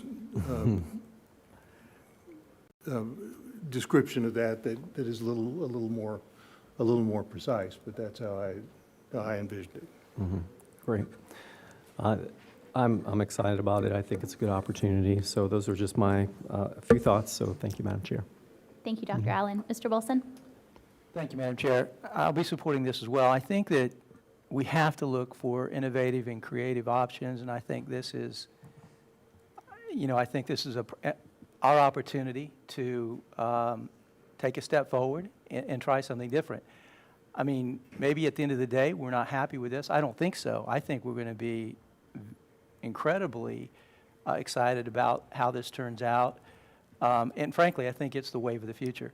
But in addition to that, this is going to free up our staff to handle deferred maintenance, which we have a desperate need for throughout our county. And based on my numbers, based on my calculations, I think we're going to free up a significant amount of money for deferred maintenance as well. So we have some significant needs, especially in my district, deferred maintenance needs. And so this is a win-win. We get a school, and we get to take care of some desperately needed deferred maintenance. So I'm excited about it. I think it's going to pay off for us. Thank you. Thank you, Mr. Wilson. Ms. Miller? Just quickly, I want to reiterate what Mr. Board Member Wilson is saying. I think this is an exciting time, and change is difficult, especially when we've always done things the way we have, to look at something different. But I'm also in a district with aging schools, and to know that we're going to have money set aside or available to help where we already are with a lot of our schools, which are 50 years plus, I think this is a great opportunity. And I appreciate the patience of this group because we've talked this through several work sessions, and I'm excited to see this to fruition and see the opportunities it brings for our students and for our district. Thank you, Ms. Miller. Any other comments on 4? No, I don't have No. anything on full, but we already passed what I wanted to talk about Okay. before, whenever you get a chance. Ms. Fortney? I had And then, another. I'm sorry, Ms. Fields and then Thank Ms. you. Fortney. Before we go to that, I just want to ask Superintendent Hyde and Mr. Bridges. Both, Mr. Bridges, you said this is something new. We've never done this before. We are 100% sure this is vetted and that at this point in time, this is what's best for our school district. That's what I'm asking both of you. We are 100% sure that this company has, on numerous occasions, built facilities across the state of Florida. This contract and the negotiation that's been ongoing reflects our sincerity of ensuring that they build schools to our specifications, so that every water fountain, every door handle, every hinge, every door opener, every emergency light aligns to what we put in every one of our existing buildings, and if it's the boiler, to ensure that Ms. Usher's team can manage it as required. The student spaces, everything will meet and conform with our expectations, materials, colors, those types of things. We still have all the architectural flexibility there. They've committed to that. So from that perspective, I think, yes, we have exhausted all of this. Now, the remaining questions are, again, and I do believe several other school districts are pursuing similar type of opportunities, because it does, much to what's been shared here, it does free up capital to address ongoing or persistent issues and deficiencies in other buildings. So it is unique, it is different. The opportunity for us, again, at any given moment, yes, there potentially is a risk, but at the end of the day, if a charter school wanted to come in and build a school, they could do that now with application, especially if we can show that we can't replicate the program or that there's a need that we can't fill. That opportunity exists for them now. So I think, quite honestly, we are in the driver's seat. If we want to walk away from the facility after 5 years because we've built something better, then we have that opportunity. So I see nothing but opportunity here. It is different. I understand the concern, and the board has asked for 4 months. I think we've been at this for about 4 months. Some really great questions, and our team has struggled with the concept because it is different and it is new, and so, but I think through that, we are coming to you with the best possible product we can provide. Are there assurances? There's never any assurances. I wish I could tell you that. But do I feel that we've done our due diligence and that we've done it the right way without influence? Yes, ma'am. I can assure you of that. And that's all I needed to hear. I just wanted to hear that from you. Yes, ma'am. And I would mention that while it is not identical to this project, the School Board of Polk County does lease a facility currently. The Central Florida Aviation Academy was not built on our land, and we don't have it's not a lease purchase, but we do have a long-term lease with an organization that constructed that school specifically for that purpose. So it's not without precedent, but it is a different project. Yes, and that was a long, tedious process. Yes, I ma'am. remember that. So thank you both for that answer. Yes, ma'am. Now, the other item is number 5. That's the teacher exchange. 6. I'm trying to get back to my agenda. Whatever the number is, that's where I want to go. I was not impressed with the presentation that was made. I didn't like the answers that that they gave concerning the care of the teachers. One of them referenced that they might be used to sleeping on a mattress. I thought that was very inhumane, that it should be, if that's their culture, that it should be okay. I want to make sure that we are doing business with a company that is compassionate and that care about the teachers that they bring over. They're coming tonight. And from what I understand, they are great teachers. I'm not saying anything negative about them. I just want to make sure that we are doing business with a good company that's going to be looking out for the welfare of people.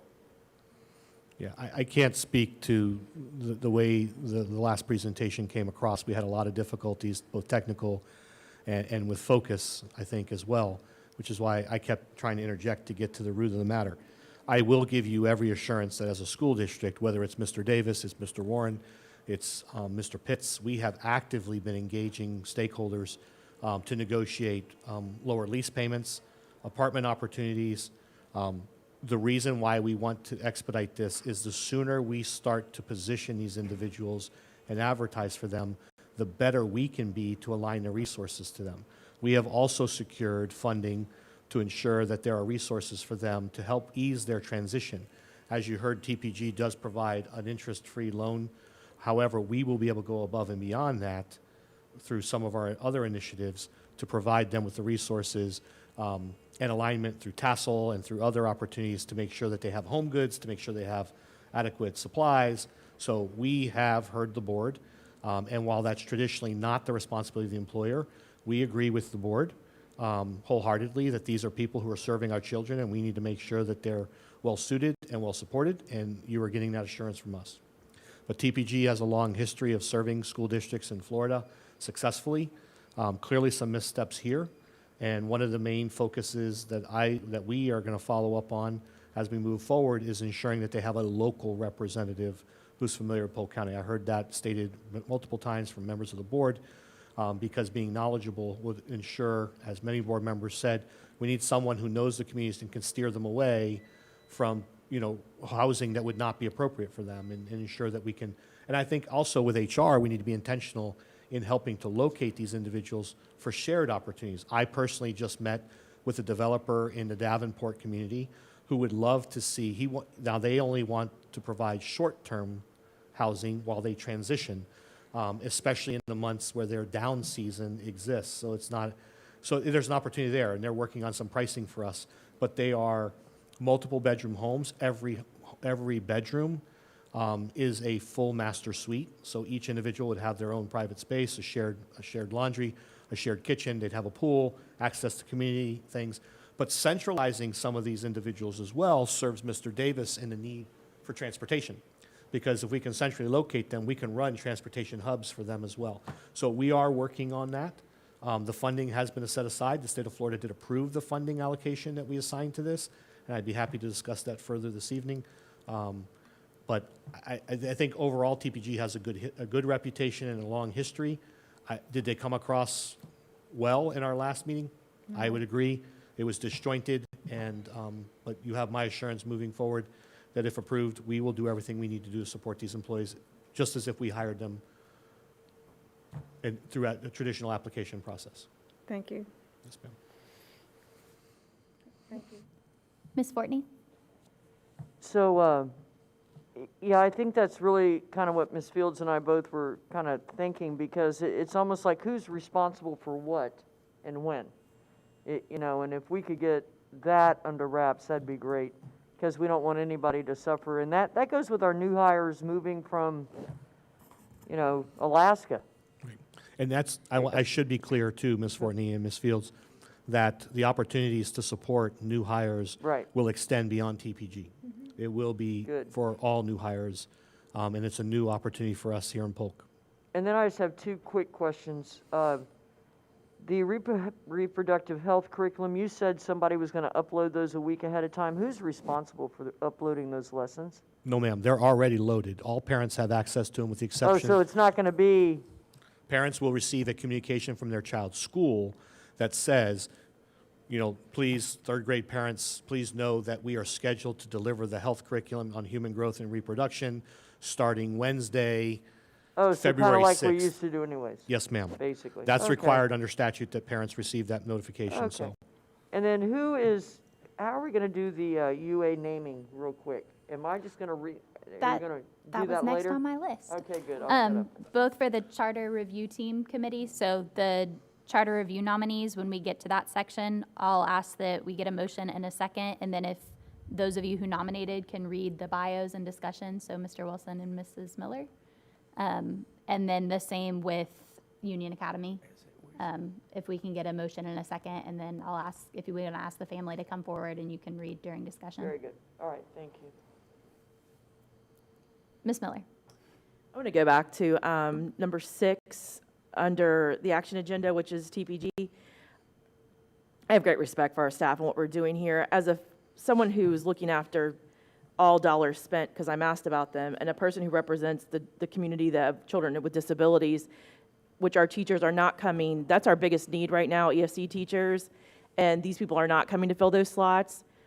I am not supporting this, mainly because I think that investment could be made locally to procure teachers from universities locally, and especially working for the holes that we have the largest, which is our ESC population.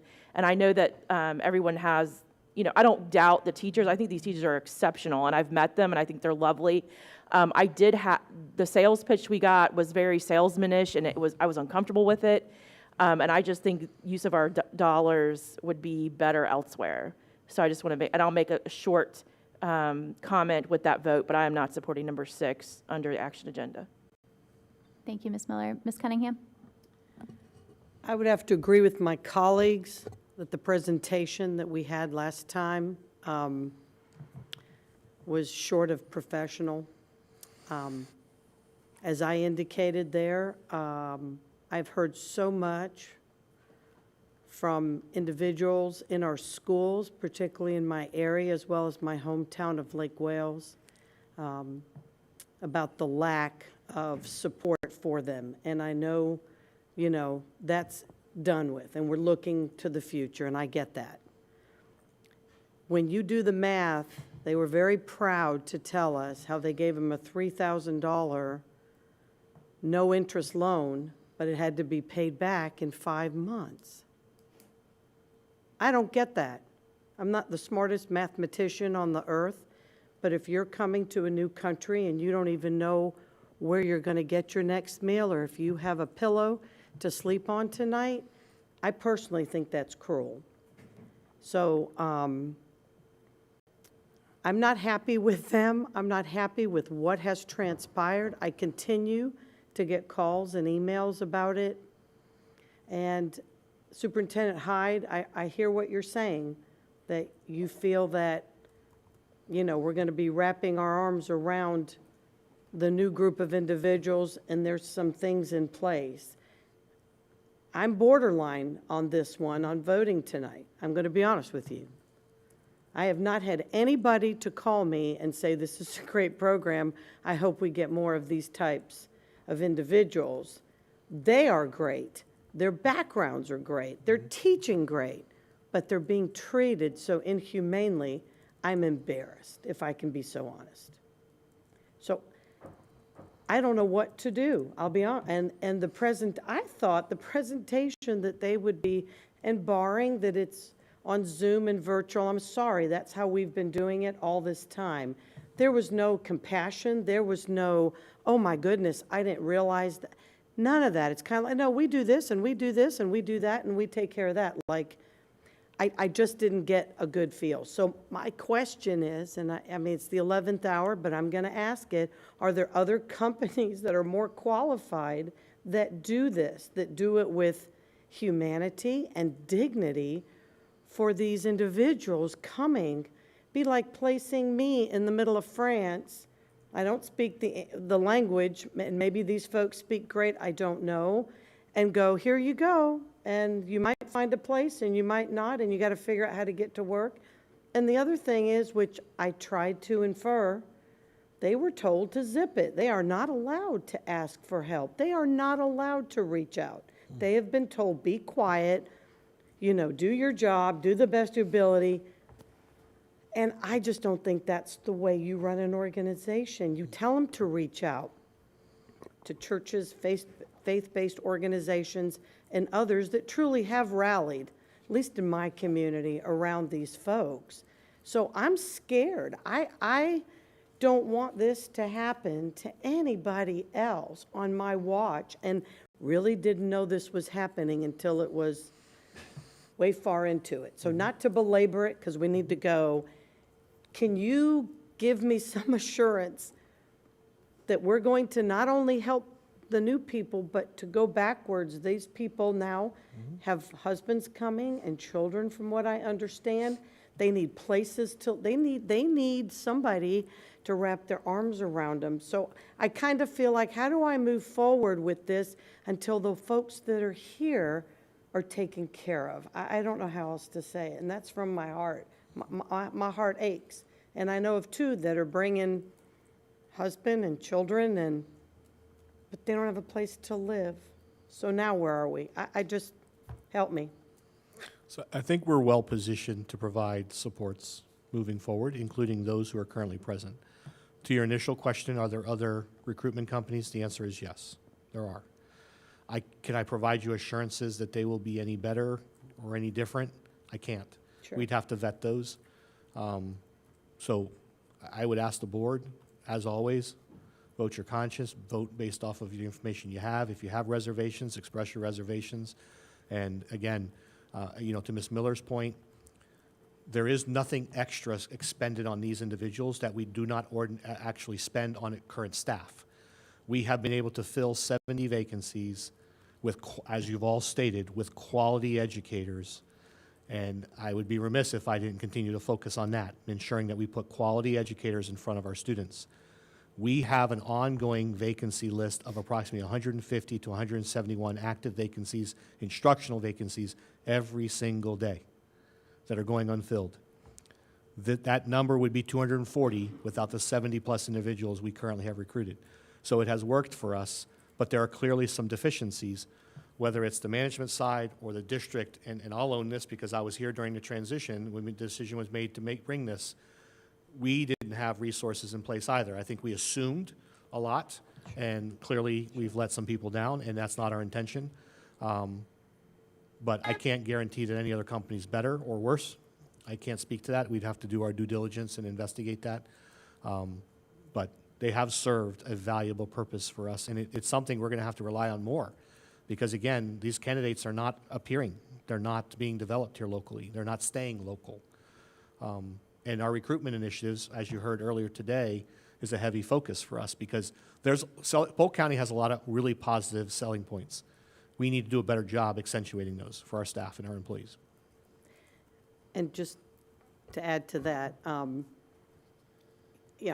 want us to continue, and I think we have an obligation to provide instruction in our classrooms. So, at the end of the day, I'm going to support it. But I really need us, and I know you and I met with my personal friend who is willing to do his part and support this program as soon as he can and as soon as we have individuals that can live in that environment. And I think it would be excellent, particularly if it's individuals coming, not necessarily a family situation. So one step at a time. So I was glad that, we were able to talk with him. But, okay, if we have something in place or can reach out to get them the help they need, and you feel that it will look different going forward as well as helping the individuals who are here, then yes, I would be willing to support it because it's all about putting a qualified teacher in front of my kids in a classroom. And I think it's important, too, to have staff be responsive this evening when we're talking more in depth about the items.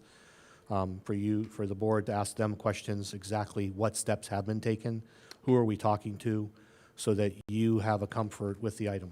I would never ask the board to vote on something under the assumption that just my promise to you alone is although my word is pretty good. But I think, quite honestly, staff has spent a lot of time on these issues, and you should hear from them. That would be great. Thank you, Yes, sir. ma'am. Dr. Allen. Yeah, so I'll continue on this one, and I did want to speak to number 5 as well. If we did not vote in favor of this, I'm just trying to rationalize on this one as well. Am I sending 71 individuals back home to their country, in a sense, if we're not renewing the contract? My understanding would be yes. And that's how many, right? Correct. So, then I'm wrestling with, wow, all the effort Well, let me. for I'm that sorry. simulation. Maybe to take place. let me be clear. Yeah. I would imagine and assume that TPG would first look to relocate them to neighboring districts who continue to partner with them. Correct. Okay. I should say that. It does not mean they're automatically sent back home. And so then, in that conversation, I'm flipping it too, because I don't know if, from my perspective as a board member, if it's our responsibility to be a housing authority in a sense. Like, I don't know if I feel comfortable of us entering into the housing business, in a sense, to service this, because then I'm thinking, okay, well, where's the fairness, and what does the fairness look like for, other teachers and so forth? And I think, Ms. Fort, you mentioned like somebody coming from Alaska, but even if they're coming from Georgia, and obviously, from an HR perspective, there's opportunities to compensate and help in a transition like that from further away. So I don't know, I'm just trying to process some of that as well. I do know that we have another one that we're contracting with currently in our district, EPI. So, and we haven't heard that in the conversation yet, and I think that'd be a good opportunity to address, the competitive nature of subcontracting, I think, is important. So, which one is providing better services to us? TPG needs to know that, hey, we do have a competitive vendor that we work with. So what is it that your service is not providing that they're providing, and bring that sense of competition? I think that's important. Sure. Now, then I'm trying to ponder this also in relation to, higher ed. We have study abroad programs, and, and we have a division that specifically works with sending students overseas. But then when they go, there's like an assimilation there as well. Cultural appropriation and making sure that we're not pushing our culture onto somebody else's culture. So I want to be, sensitive to that as well, that I'm not putting my cultural assumption on somebody else that's coming from a different culture as well. So I think we should be cautious in that, but definitely be sensitive and empathetic in that conversation as well. But all that to say is, this is a reciprocity as well. Yes, we're putting a lot of weight on TPG for them to provide that service that we're, they're providing to us in a sense. But I think we have a responsibility too. So I think we're hearing that, right? All the needs that are coming up and so forth. But it seems scattered. It's not funneled. It's not focused. And maybe an opportunity to have a designated person. And going back to the housing conversation, I definitely don't want us, from my perspective, buying housing and renting and so forth. But I could see the dollars be utilized from a stipend standpoint. I know that you had mentioned that, so I just want to be careful on the language that we're using to define how we're going to utilize some of those dollars. But that's just all my perspective on this. So, Can I do TPG? Can we do TPG and then go back to reproductive health? Sounds good. Mr. Wilson? Well, to be clear, first, I think this is an important program because I think it's important that we bring teachers from other countries here. I think it's important that our students experience that diversity and those the benefits of the cultural experience they get from these teachers. So this is not about the teachers. This is about TPG. I'm not impressed. I appreciate the fact that we're stepping in to accommodate those teachers. That's remarkable on our part, but where do they play into this? I have to believe that there are other contractors that we could look to fill that role. So I have some concerns about that. So the question is, how important is it to you to expedite this tonight? I mean, you said you wanted to try to expedite this. Is it really that important? I mean, if it is, then I'll support this. And my other question is, I'm not clear if this is a one-year contract or not. Right. So the comment about expediting was to get an opportunity to advertise well in advance of the traditional hiring season. Okay. If the board is uncomfortable with the current contract and TPG, then we will reach out to EPI, we'll reach out to some others and see who else is out in the marketplace, and we can speak to other school districts, who else they're utilizing, and we will continue to move forward. This is a solution for us. This is an opportunity for us, and it has proven that they send us quality educators. So I think the opportunity is there. So if the concern is that the lack of support or the number of issues we've explored to date and that we not continue with the contract, I believe we have enough time to be able to go out to the marketplace and see what else is out there and what we might be able to expand further our current relationships with. And but again, again, I'm not clear. Is this a one-year contract? So no. We renew annually, so we don't have to renew if we don't want to next year. Come to the mic, Brian. The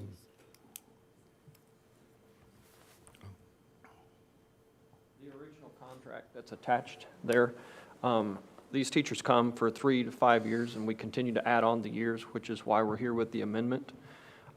We had a rate structure change that occurred between the first agreement that's an attachment there before you tonight, which is that stopgap measure, and we have an outstanding invoice of $237,000 that we need to resolve.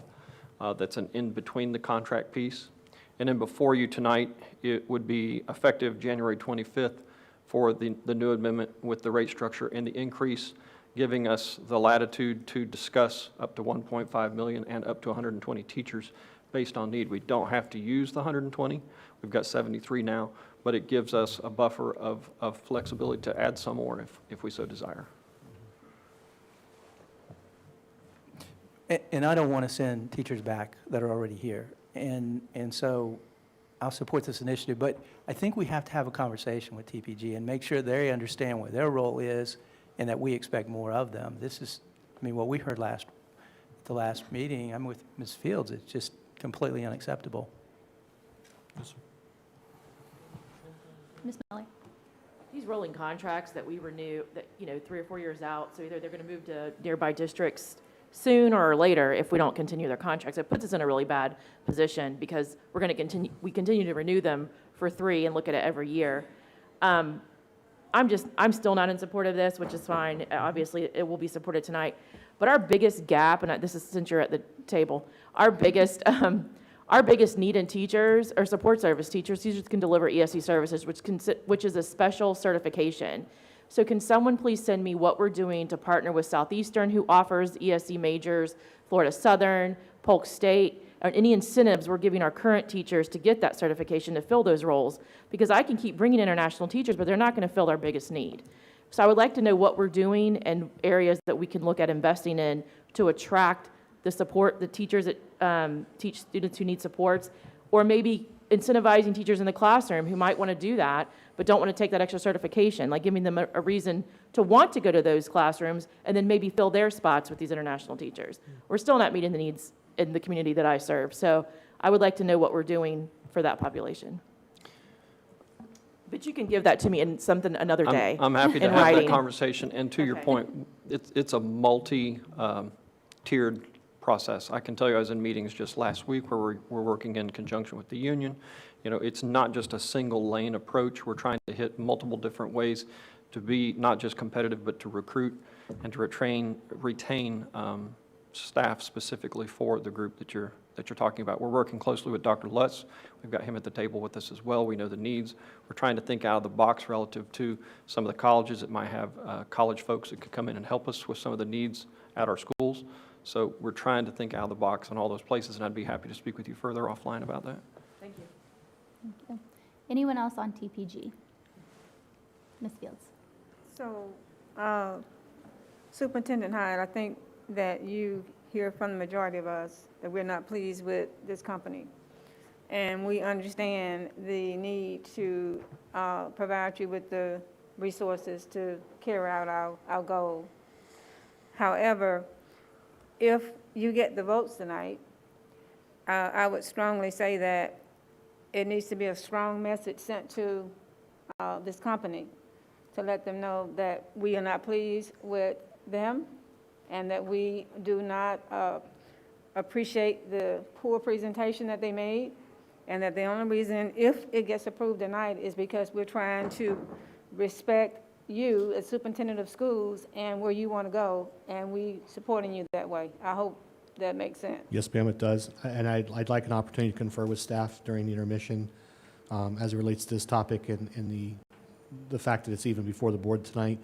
I'd like to have some discussion with Mr. Green, Mr. Warren, and others, and Ms. Wyatt to make a determination as to whether or not we need to modify this evening's agenda based off the continuing concerns. I would very much like to have some assurances and in writing and be able to, again, from my position, have you feel comfortable with what the company is acknowledging as a deficiency and or what steps they're going to take to mediate. So it's not just a Polk County Public Schools issue, it's a partnership, as it should be, So, yes, ma'am, Ms. Fields, I appreciate what you're saying, but I'd like to confer with staff in the intermission before the start of the board meeting, and I may pull the item, or request that we pull the item for this evening and bring it back in February if need be. Thank you. Thank you. Anything else on TPG? Okay, Dr. Allen? Yeah, just wanted to come back to number 5. Going back to our last meeting, Superintendent Hyde, thanks for the aggressive move to make sure that that curriculum went public. You made a commitment that it was going to go live on that Friday. You released it on that Thursday as it relates to that health curriculum, which is great. I love the calendar, the addition to that.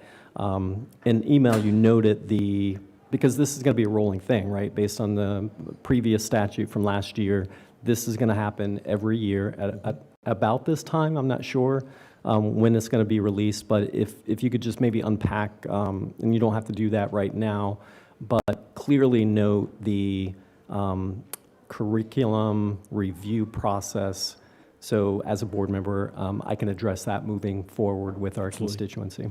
We can provide the board with a timeline and steps that will be completed. Thank you. Any other discussion on section Q? Okay. Superintendent's report, and then we'll have the attorney's report, and then we will have an audit report this evening. Ms. Miller has an appointment for the Audit and Finance Committee, and we'll do that the same as we will do the others, with a motion, a second, and then have Ms. Miller read the bio for Mr. Reader. Then we'll have board member reports, public comments on non-agenda items, and then adjournment. Any questions? Okay, back to our work session. We do have discipline, however, there are no parents. Before we move on to that, does anyone have updates as part of our board member comments from different committees that they serve on? The only thing I wanted to report back was we talked a little bit last meeting about concurrency that's working its way through the House and the Senate. The House edited the language of their bill, and it no longer would reduce the ability for school districts to look at quadrants or smaller areas. So the House has helped us out, but it's still moving, obviously. It's still early, so just an update on that. The other thing is, I believe we're still collecting our evaluations for the auditor and attorney. So if you have not submitted those, if you could have them in by the end of the week, I would really appreciate it. And I think that was all from me. So we will now adjourn this meeting and clear the room for discipline.